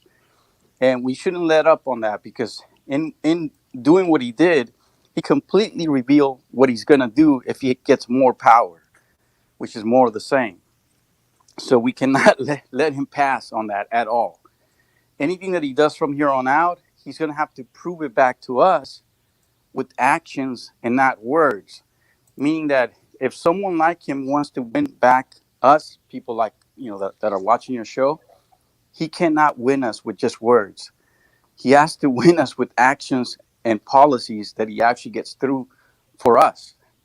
Otherwise, we should not give him a pass at all, if that makes sense. And then second, as far as the Green Party, the summit guys that were there today, I didn't know one of the, this lady that was on the show, she indicated that they had won 100 seats. I don't know what type of seats, I guess countrywide, but I was sad to hear that we were only finding out about this today. And I think even CJ indicated that he didn't know either. So it just goes to show us that if the Green Party's been doing something good, we don't know anything about that, at all. And I actually went on their website today for both the California Green Party and the Washington State, and they had nothing about the summit. So I just don't think they're doing a good job strategically to market themselves, to position themselves, to promote, the party, the brand, so to speak, so that more people, regular everyday folk. Well, can I ask you a question really At quick, the shows that Eric? we're into. Yeah, Oh, yeah. sorry. Um, why? Why do you think? Because I've had that question for quite some time. You know, I've mentioned it to people that have come on here that have ran like third party, campaigns before. Um, why are they not marketing themselves? Because that's the frustrating part to me. Why are they not getting their names out there? Do you think this is just a financial issue, or do you feel that they just this is the way that they've always done it and this is what they know? Well, I can answer it to you this way. Just being, I hear a lot of people sometimes when they get on these talks and they want to sound very smart. And the older that I'm getting, savvy, the more that I realize that in order to really make your point, you have to make it simple so that the people listening can understand it without, too big words or just too fancy or just making yourself look big. I think the Green Party is not connected with us, the people that are actually energetic about doing something. Because I saw it today. They were talking to CJ and they were glad to talk to him, but they're not in our ecosystem. They somehow have missed becoming part of what's going on today with the left. And, I don't know if that could be just something that they have missed just by not acknowledging that we're here and we are not connecting with them. But somehow their leadership has to reach out to us, the people that are, like RBN and other shows that are actually really energizing the ecosystem of the left so that they can become a part of it. Because if they did, we could support them and they can support us, right? And then together, our message, our voices become stronger. Right now, we're not together with them. Even though we talk about them, they're not with us. I mean, I'm not saying they're against us, but they're just not part of what we're doing in this ecosystem that we're sort of creating over the last, maybe 18 to 2 years. It's really not that long. And so it's there for the taking. Like I've told you before, a lot of this is here for the taking, but obviously it's very, I guess, very delicate what we have right now, meaning that somebody could come in and scoop up our energy if they had the right message, which RBN has, and with the right people promoting it. So it's here for the taking. It's just we're kind of missing that opportunity, if that makes sense. Okay. Here's what I think is the problem.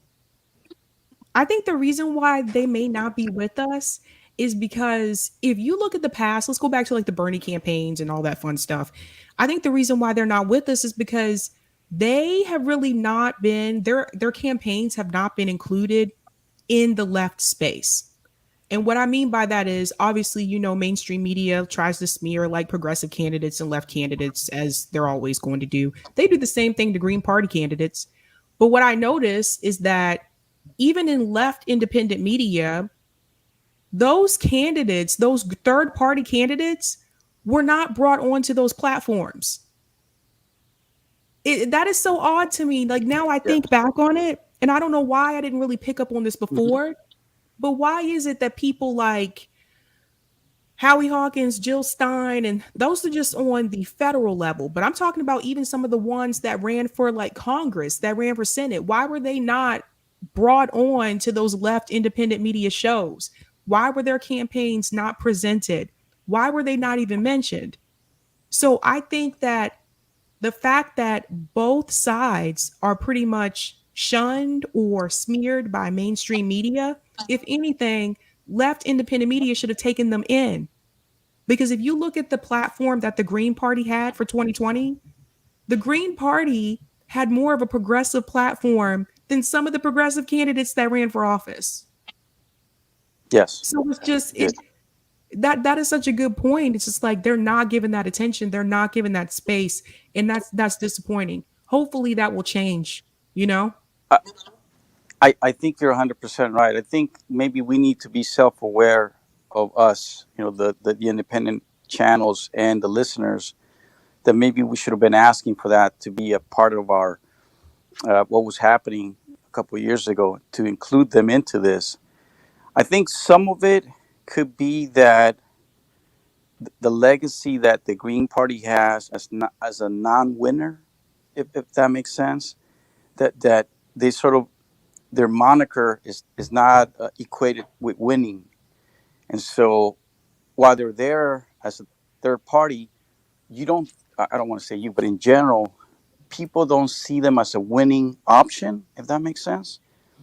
And maybe in the fact that many of the newer channels, uh, they're very energetic, very dynamic. The Green Party, while it had, as you stated, the platform that really would have fitted into what we're trying to do, the Green Hmm. Party itself was not seen as a winning option. And these were really new channels, all of them, except for a few, Jimmy and maybe a few others that were a little bit older. And so there's some of that too, right? Because we're sort of growing and there's a learning curve.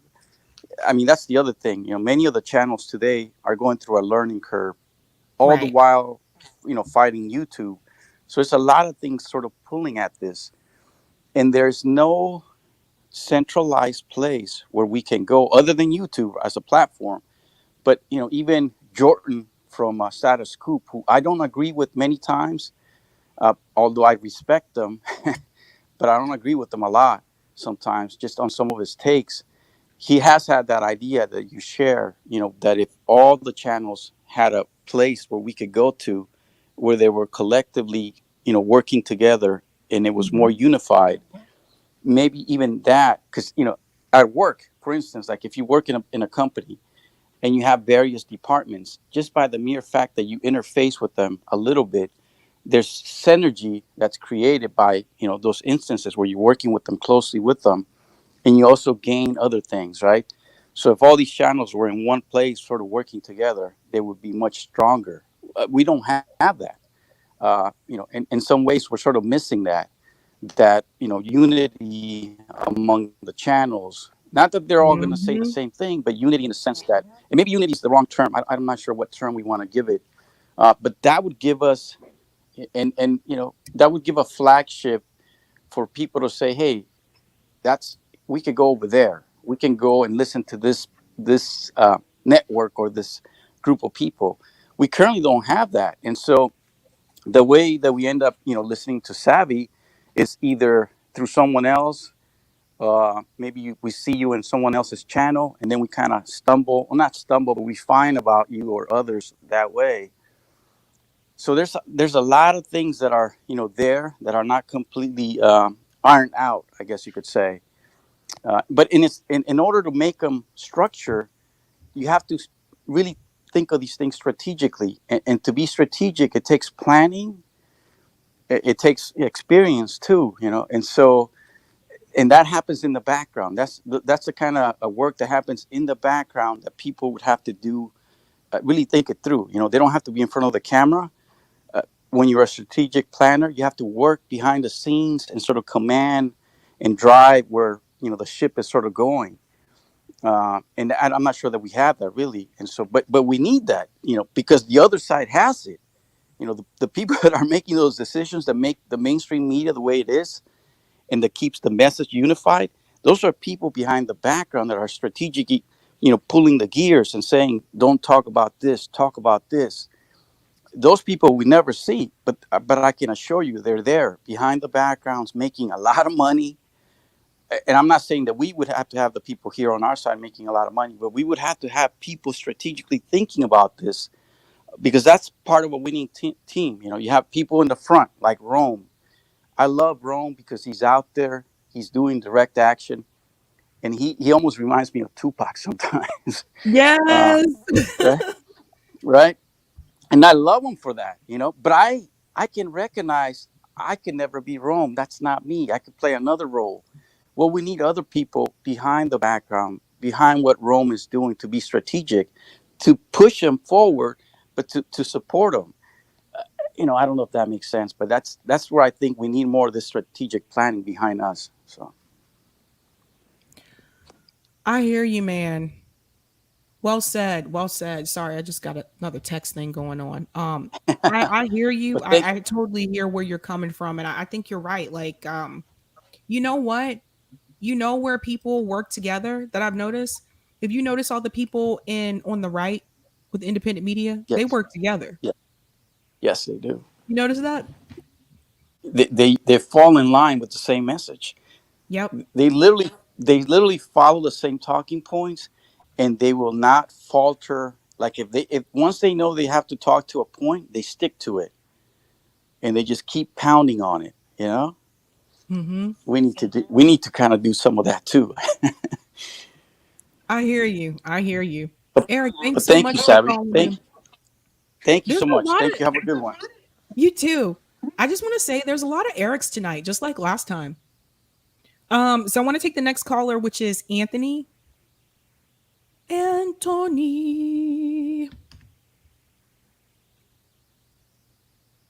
I hope I did that right.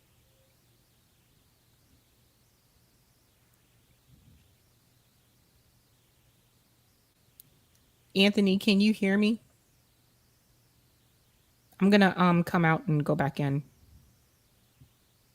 They really gotta fix this app, man. Hold on.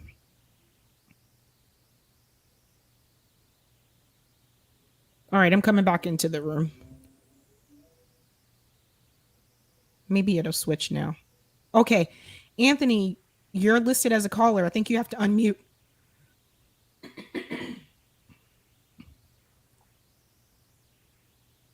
Oh, you disappeared. Let me try it again.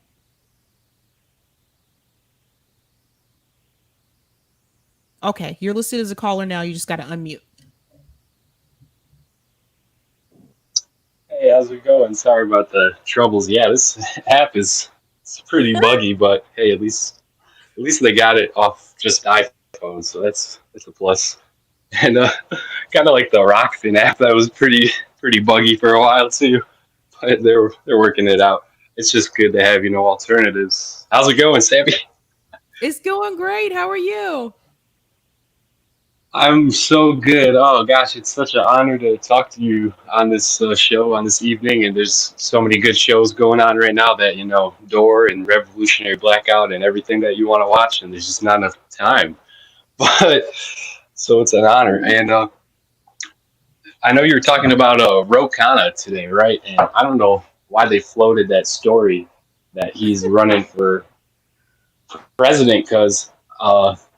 This kind of segues into 2 points I want to make, but he appears on the freaking Tom Hartman show like once a month or something and takes calls for an hour. And so he spoke on that show today. And I'm not running for president unequivocally, and I wish Bernie would run again. That's what he wishes Bernie would run again. And I'm like, bro, that's crazy. Dude's so old. But he said he will endorse Joe Biden if he runs too. So it's a joke. You can't even take it seriously. Yeah, he said all that. Yeah. He will endorse God. Joe. He wishes Bernie would run, but he is not, apparently, allegedly.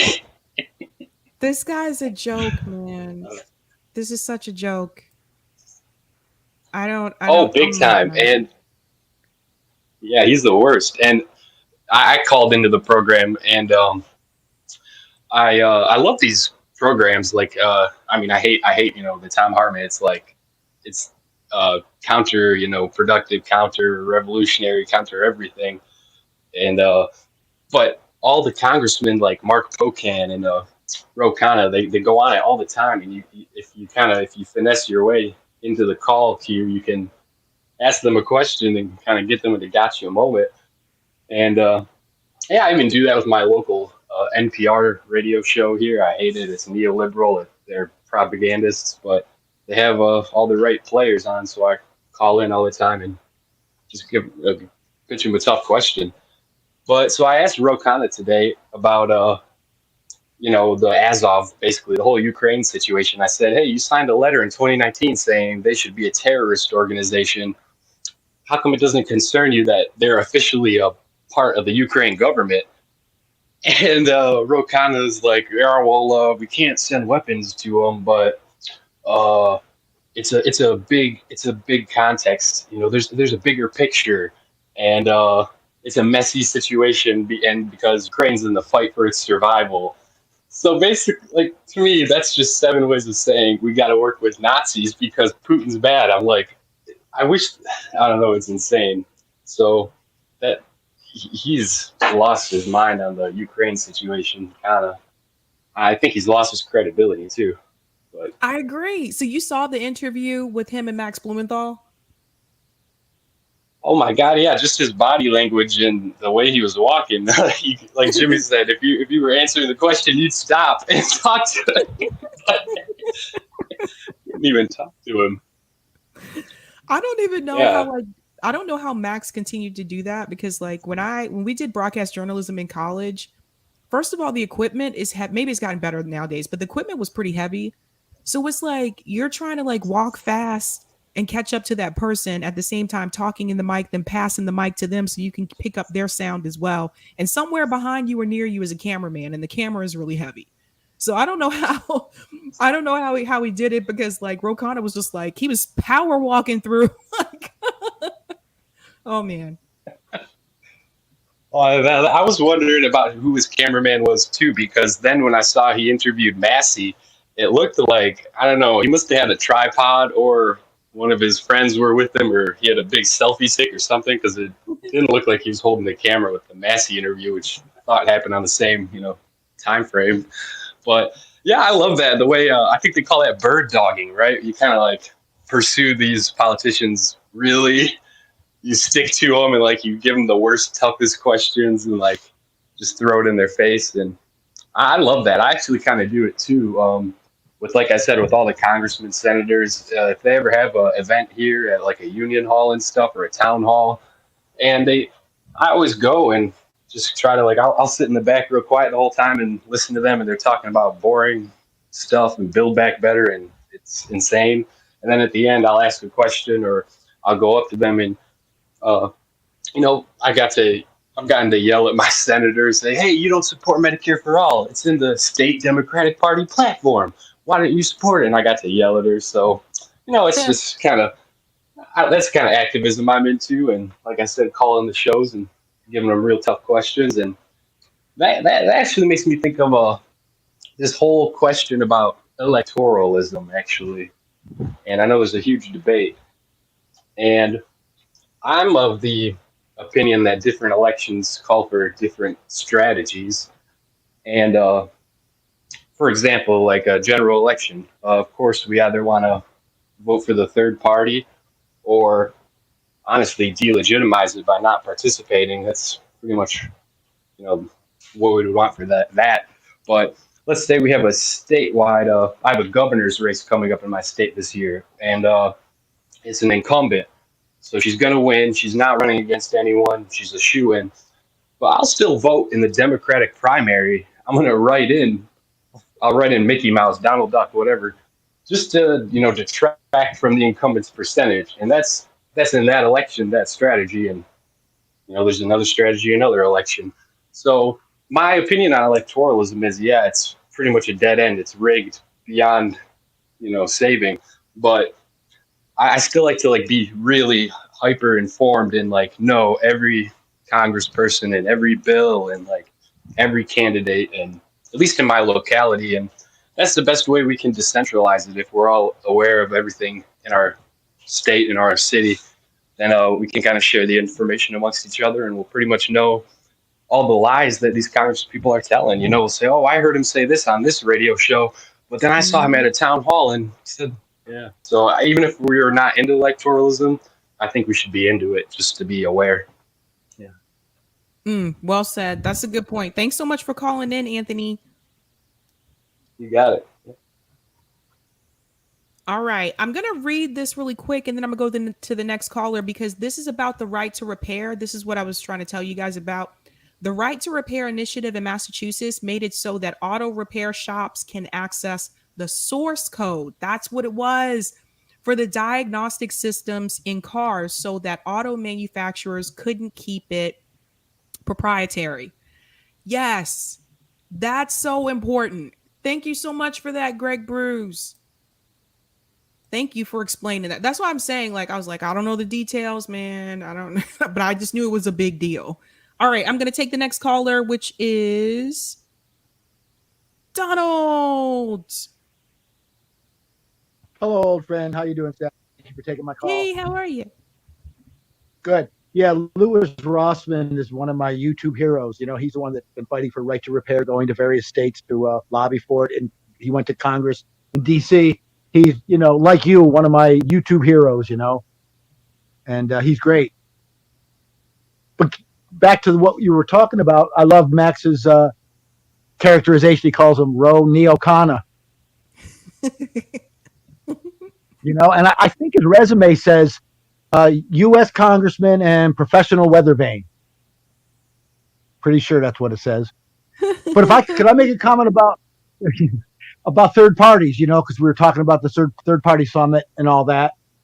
Mm-hmm. You know, when you think if that on topic, so you know, the Whig Party became extinct about the same exact time that the Republican Party came into existence. Now, the Republican Party wasn't worried about the Whig Party. They were going to exist no matter what.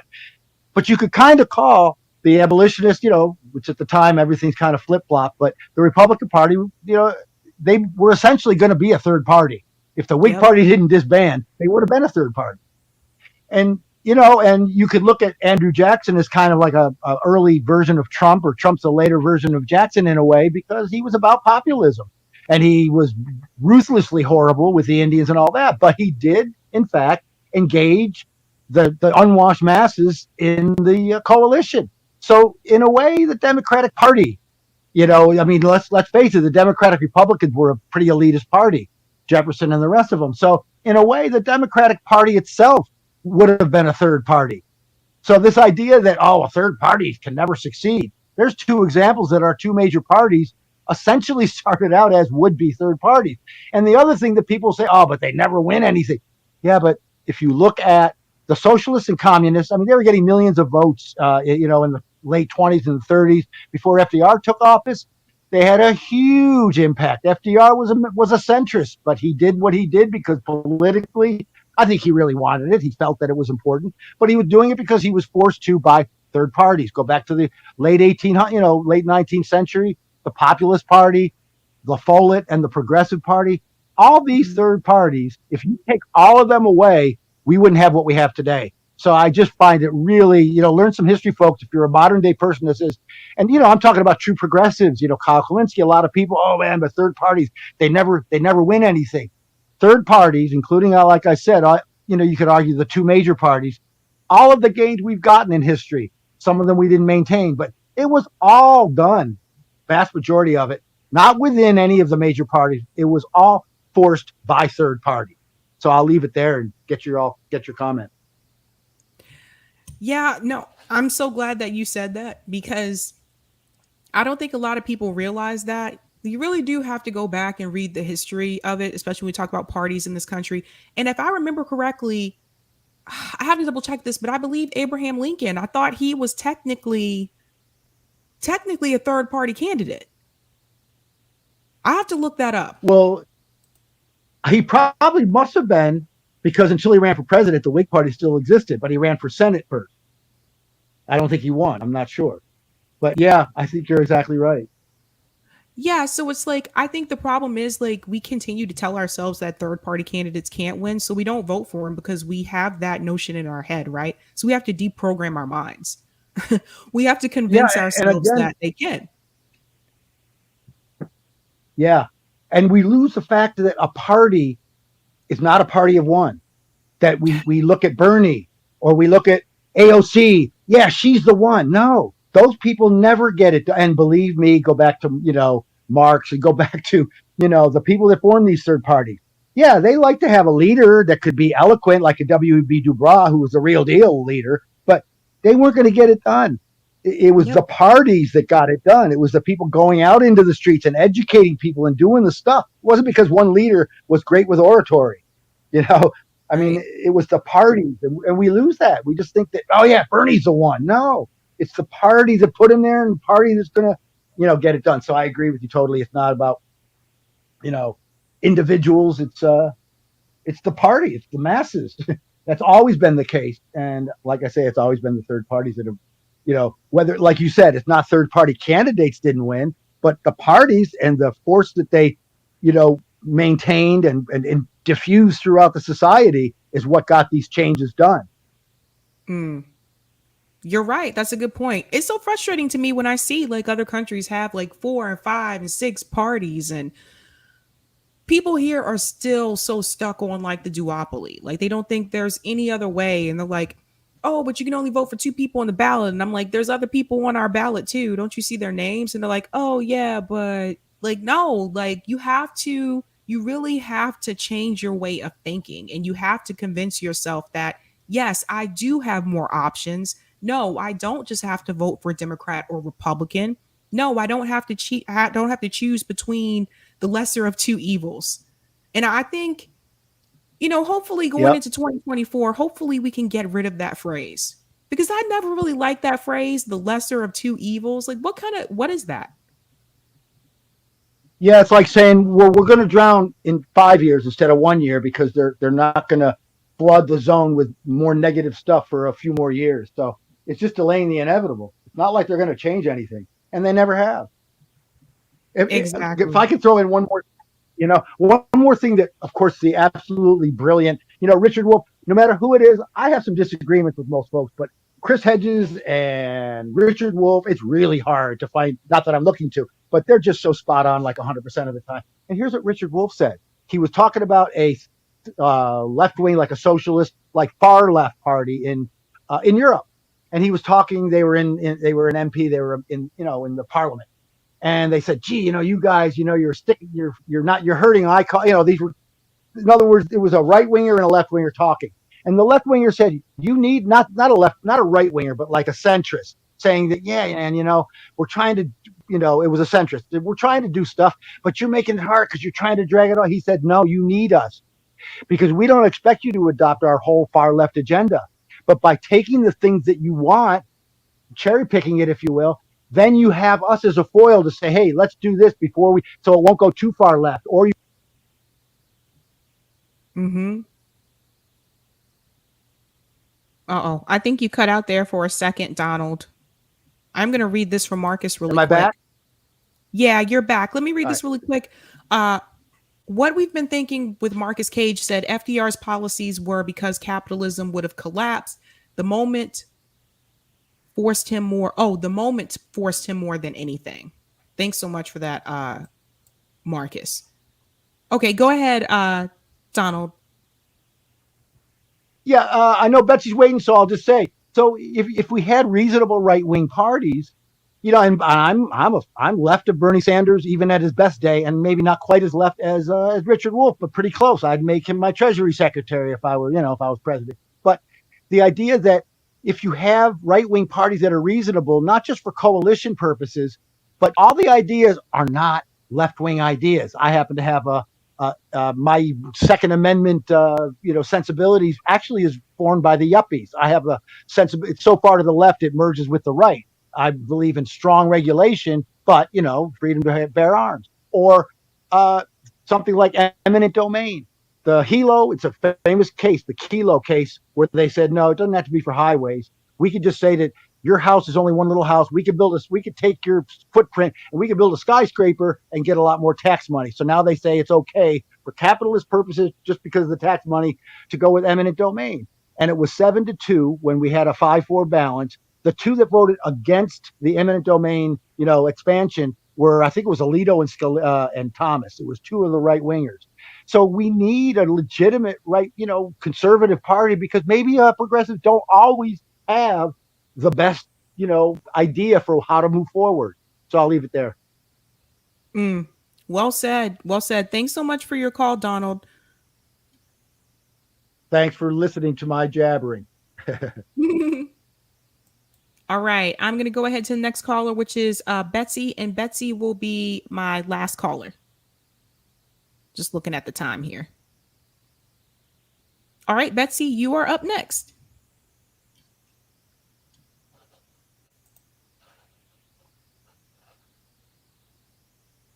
Oh, I think you have to unmute.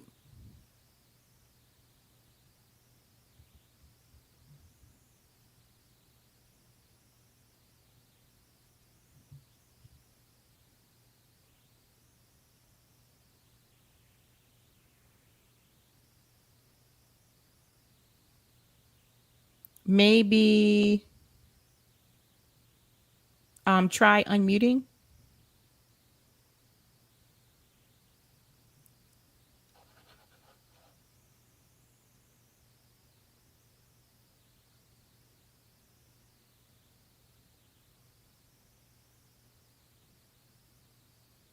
Oh, let me see if I can make you a speaker. See if that works.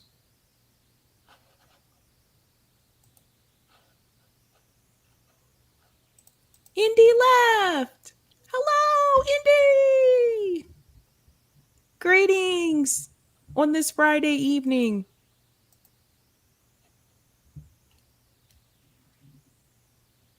Oh, Betsy, maybe it's me. Let me exit and come back in.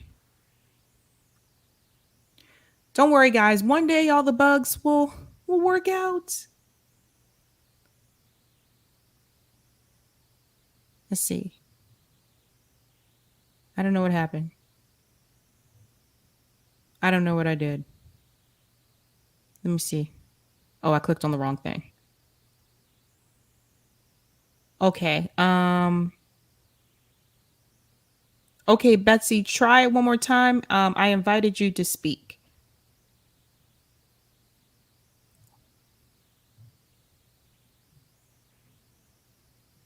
But on my app, it shows you're still muted.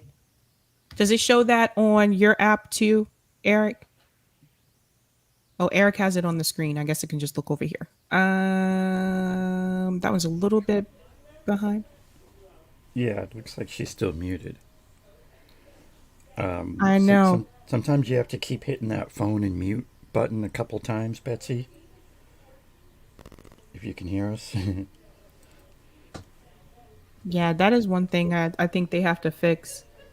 Because sometimes you do have to hit it a couple times. Uh-oh. Then She's gone. She disappeared. Someone hit a thumbs up, so I don't know. All right, sorry, Betsy. Do you want to do some Rockman comments? You got a couple. Okay. Thanks so much for the tip, Roger Meadows. On Rockfin, Tulsi is dismissive on issues regarding race. Her reparations plan is just endorsing Sheila Jackson Lee, a damn study. I don't know about that, Roger. One Love said, I think Tulsi should run POTUS as a Republican. She would be the best candidate I think the Betsy got Republicans in. could ever hope for. Thanks so much. Sabby, can you hear me? I can hear you.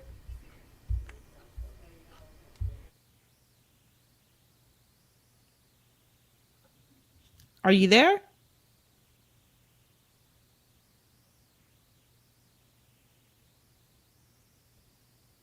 Oh, I could hear a second ago. I thought we had her. Yeah. I don't know what happened. Oh no.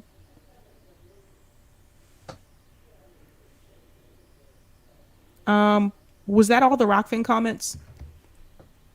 I just want to make sure. Of course, Roger just gave us another one. Give me a sec. Thank you, Roger, though.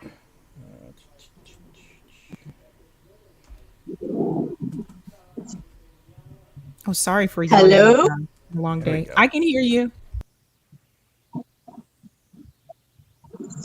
Sabby, can you hear me?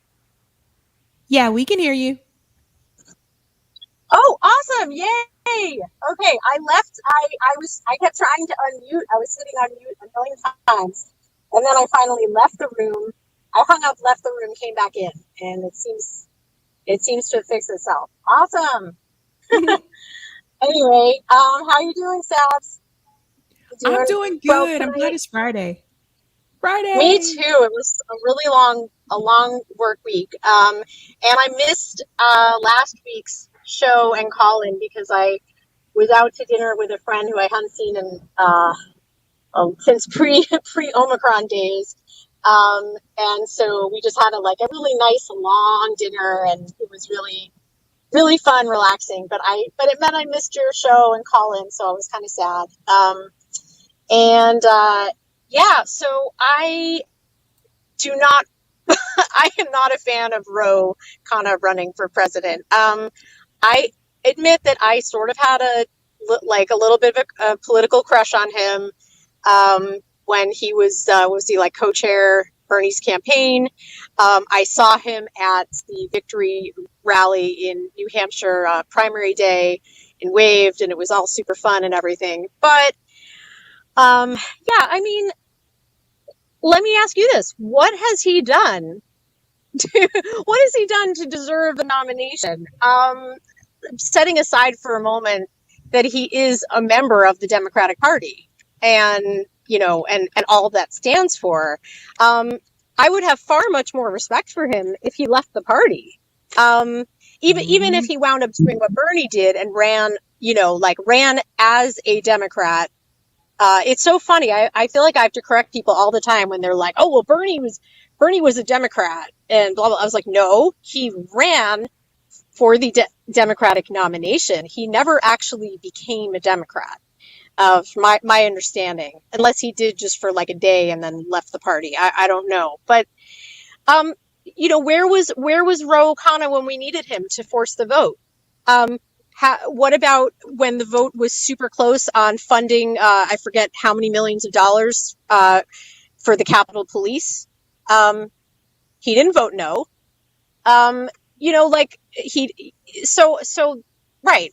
I think that there's other people, and I used to think Nina Turner was one of them. I feel like I'm not as jazzed about her anymore, and she's still a member of the party. Like, it always comes back to that. And I, you know, totally got what you're saying before, Sabby, about people need to sort of like reprogram themselves to realize it's okay to vote third party or write in or whatever.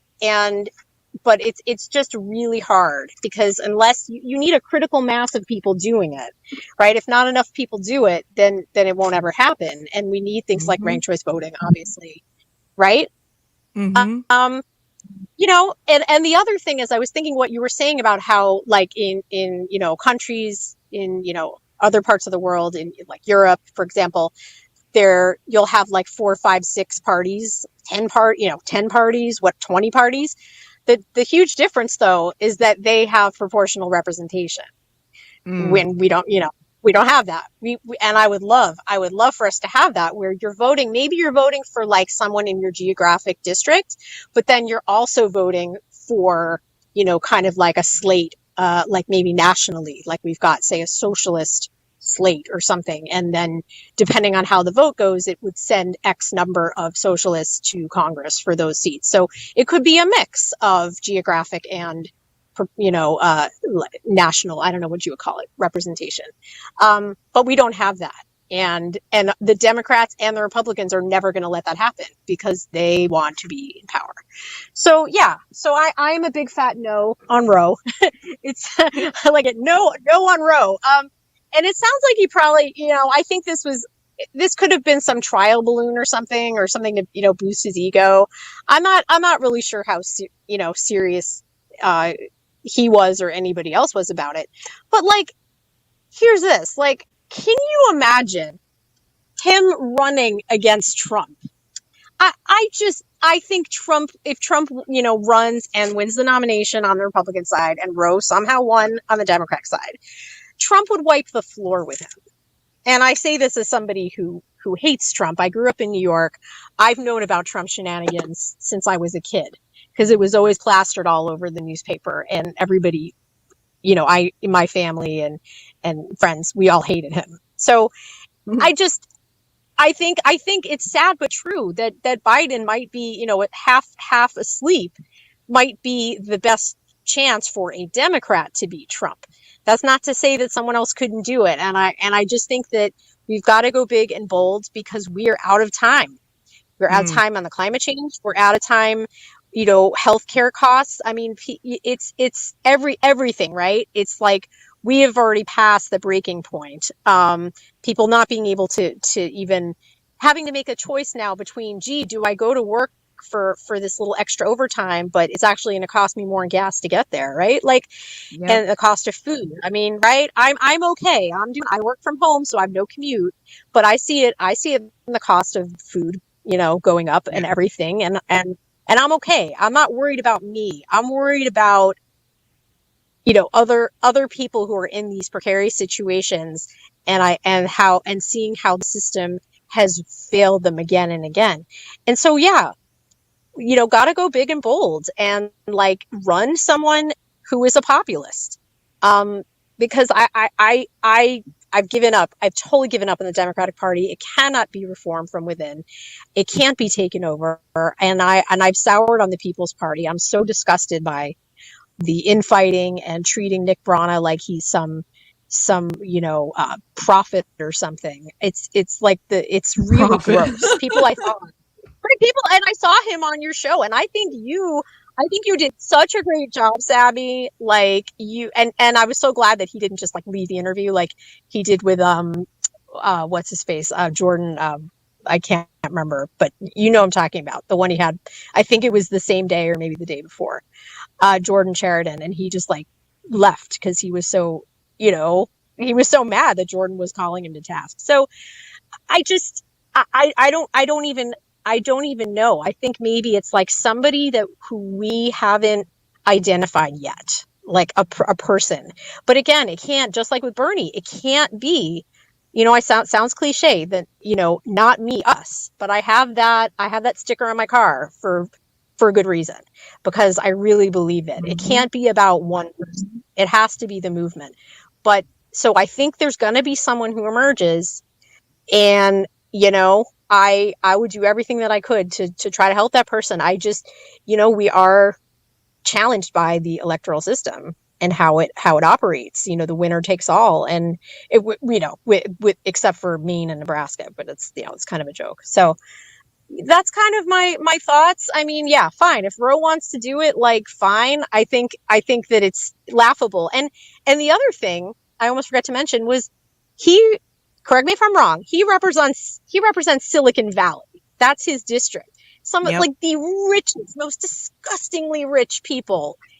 And it's like, that's the person who would represent. I mean, it's so gross. Like, it's almost funny. But I think that it's got to be somebody who comes from, and I'm not saying middle America, but somewhere that's much more in tune with the reality that most Americans face. Because you look at Silicon Valley, I'm sorry, that is not representative.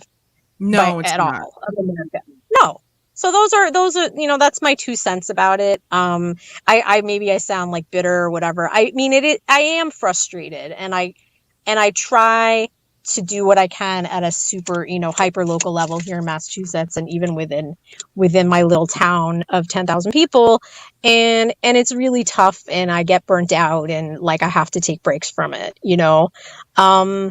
but like here in Massachusetts, I mean, like we're it looks like the party is coronating Maura Healey for governor. And it's like, oh my God, it makes me so ill.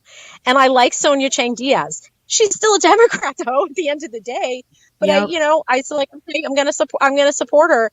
But do you know that, like, so I can't serve, and I'm kind of done with the People's Party. I cannot serve on the state central committee of the People's Party if I want to, say, collect signatures for someone like Sonia Chang Diaz. Which is, it's fine, it's their rule, whatever. But it's like, okay, I don't see any independents running. I don't think we have really much of a Green Party in the state. If there is an independent running for governor, then I'd be interested. I'd be curious. But right now, I don't see that, right? So I'm like, I'm going to support Sonia Chang Diaz. The thing is, at the presidential level, right, as you said, we have options. It's not like, gee, I got to pick between, Ro Khanna and Trump, or whoever it is, or Biden and Trump, whatever. It's like, we have these other options, and we have to make our voices heard. And that's why I haven't voted for Democrat for president since 2012. I wrote in Bernie in 2016, and I voted Green in 2020. And I know our vote doesn't matter in Massachusetts. So, Right. all these people who freaked out and told me it would be my fault if Trump won or whatever, like they can kind of, kiss my ass. But yeah, it's I think it's important to do, even if it's symbolic and it doesn't change the outcome, to do a protest vote. Like the guy before was, I don't know if he was one of the Erics or someone was saying before, how like he votes in the primary and writes in like Mickey Mouse because he wants to keep the percentage lower for the winner. And I'm for that. I think writing in an actual person is probably preferable to Mickey Mouse. If there is somebody who would, consider it, and getting at least, even if that person got only like 1 or 2% of the vote, it's like something that will be recorded, and whereas they throw out Mickey Mouse. So yeah, I don't know. Like I'm feeling kind of queasy. When I heard the news about Ro Khanna, I was just like, my reaction was, "You've got to be kidding me! No way!" Yeah, that got leaked somehow. That definitely got leaked somehow. He said either if Biden doesn't run again for 2024 or 2028, he might consider. But I do want to go ahead and get to the next caller because yeah, sure. I just have a little bit of a time crunch tonight. So wait, quick question. So he never said if Biden doesn't run, but Kamala does. So he would does that mean that he would challenge Kamala? That would be really interesting. He didn't say. That's a good question. I'd almost love to see that. All right, cool. Good talking to you, Sabby. You too. I will tune in next week for sure. Bye, Allison. I am making you the last and final caller. And I actually haven't figured out how to do that. Oh, I'm sorry. Go ahead, Allison. Sorry. No, you're fine. I tuned in late. I'm so sorry. I didn't realize that it was almost over. I just wanted to so I've been organizing with the Green Party. I'm just going to show for them for a minute. Since 2015, I was actually attracted to the Green Party because it's an international party, and a really good Korean friend of mine is an active organizer in the Green Party, so I checked them out. I also was involved with the Democratic Party for a while here in Texas because, again, my vote doesn't matter. So I have a little bit more flexibility because of the winner-take-all system with being able to vote for third parties and look at third-party candidates. I think the biggest problem is people still keep donating to these, quote unquote, democratic institutions like the Democratic Party, to their slate of candidates, and to people who, say, DSA, People's Party, a lot of individual white men, who have a Twitter platform, and for some reason they get really famous. I don't really know why, when they're just spouting the same facts that other people have spouted, but that's here nor there. I just hope people going forward have a more open mind to what could possibly be in our community. Sometimes the run for president is a really, really big task. Even Congress and anyone who actually charts talking, to power, it becomes dangerous, not just for yourself personally, but for your family, for your contacts, and for your future. So I really wish we would have more organized effort to pay organizers to do the work on the ground and to create learning opportunities and leadership councils and literally paying people to take time off work or quit their career to potentially be, forever lost because of they're actually talking to power. So anyways, I think also on the local level, because a lot of city council and municipality type elections, and also statewide elections. So if you're not statewide, if you're say running for your local your state Congress and Senate, those are more low key positions where usually you need less signatures and less votes to actually win as an independent, or you don't need to run on a party line at all.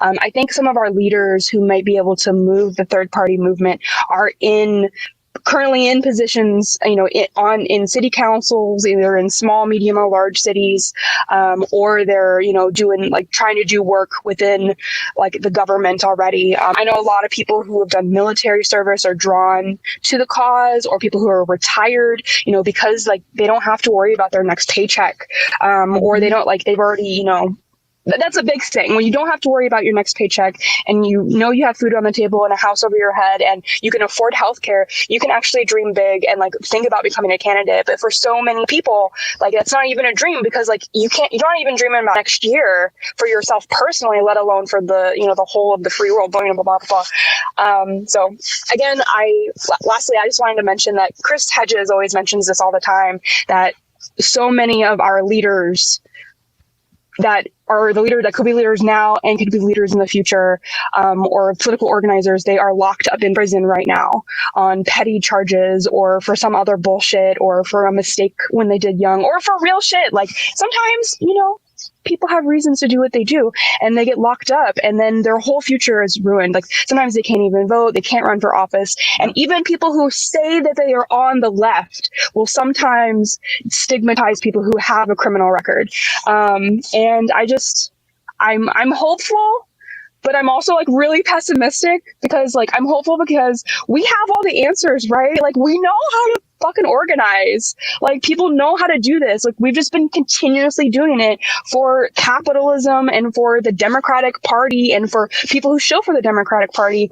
And so that's my hope, I guess, going forward. And I think the work that all of us individually, and with whoever has platform, even if that platform is your 10 friends, who normally listen to your bullshit, try to think bigger and Brianna Joy Gray does this, great job. And I think you, Sabby, and a lot of people on the left have been starting to do this at a really good job. But having these open-ended conversations done in good faith, where we can actually tuss apart the different arguments of why we can't have nice things. And I think within those just good faith, discussions and open-ended ideas where we can discuss different things, and not just from the point of intellectuals who went got a PhD and have been doing this for 20 years, but from normal people who work at the Amazon warehouse or who are a cook or just do a nurse, people doing real talk who typically don't have time. I think we should be listening more to their stories and seeing if they have because they know what the working class wants more than anything else is people who are in the working class. So sorry, I rambled on way too long, but again, thank you so much for having these conversations, Sabby, and for everyone, everyone doing at RBN. I'm very thankful that y'all are actually having these kind of discussions in public so people can be inspired to have them at home. So that's it. Over. Thank you so much. Awesome. Well said, Allison. Thank you so much for calling in. Guys, I'm going to go ahead and shout out these super chats, and then I'm going to end the segment because I just realized I'm past time. Thanks for the super chat, Andrew. The Batman in 4DX was mind blowing. I'm going tomorrow, Andrew. I'm super excited. I'm super pumped. Thanks for the super chat as well. I think Bernie did register as a Democrat in 2020, then left after the primary, though I'm not 100% sure. That's interesting. I'll have to double check that. I'm not sure as well. Guys, it's been a great night. I'm going to read this tip really quick. Thanks so much for the tip on Rockfin Roger Meadows. Screw these parties, Sab. We need to break the U.S. Senate and run a ballot initiative in 24 states to abolish all political parties at every level of government in those states. And then the U.S. Senate will be more reflective of the country, where month-to-month Gallup poll counts Democrats and Republicans stay at 20% range and indies at 40% something. Well said. Thank you so much for that. All right, guys, I got to head out. Thank you so much for hanging out with me tonight. I want to go ahead and end the segment on Callin. Thank you so much for joining me tonight.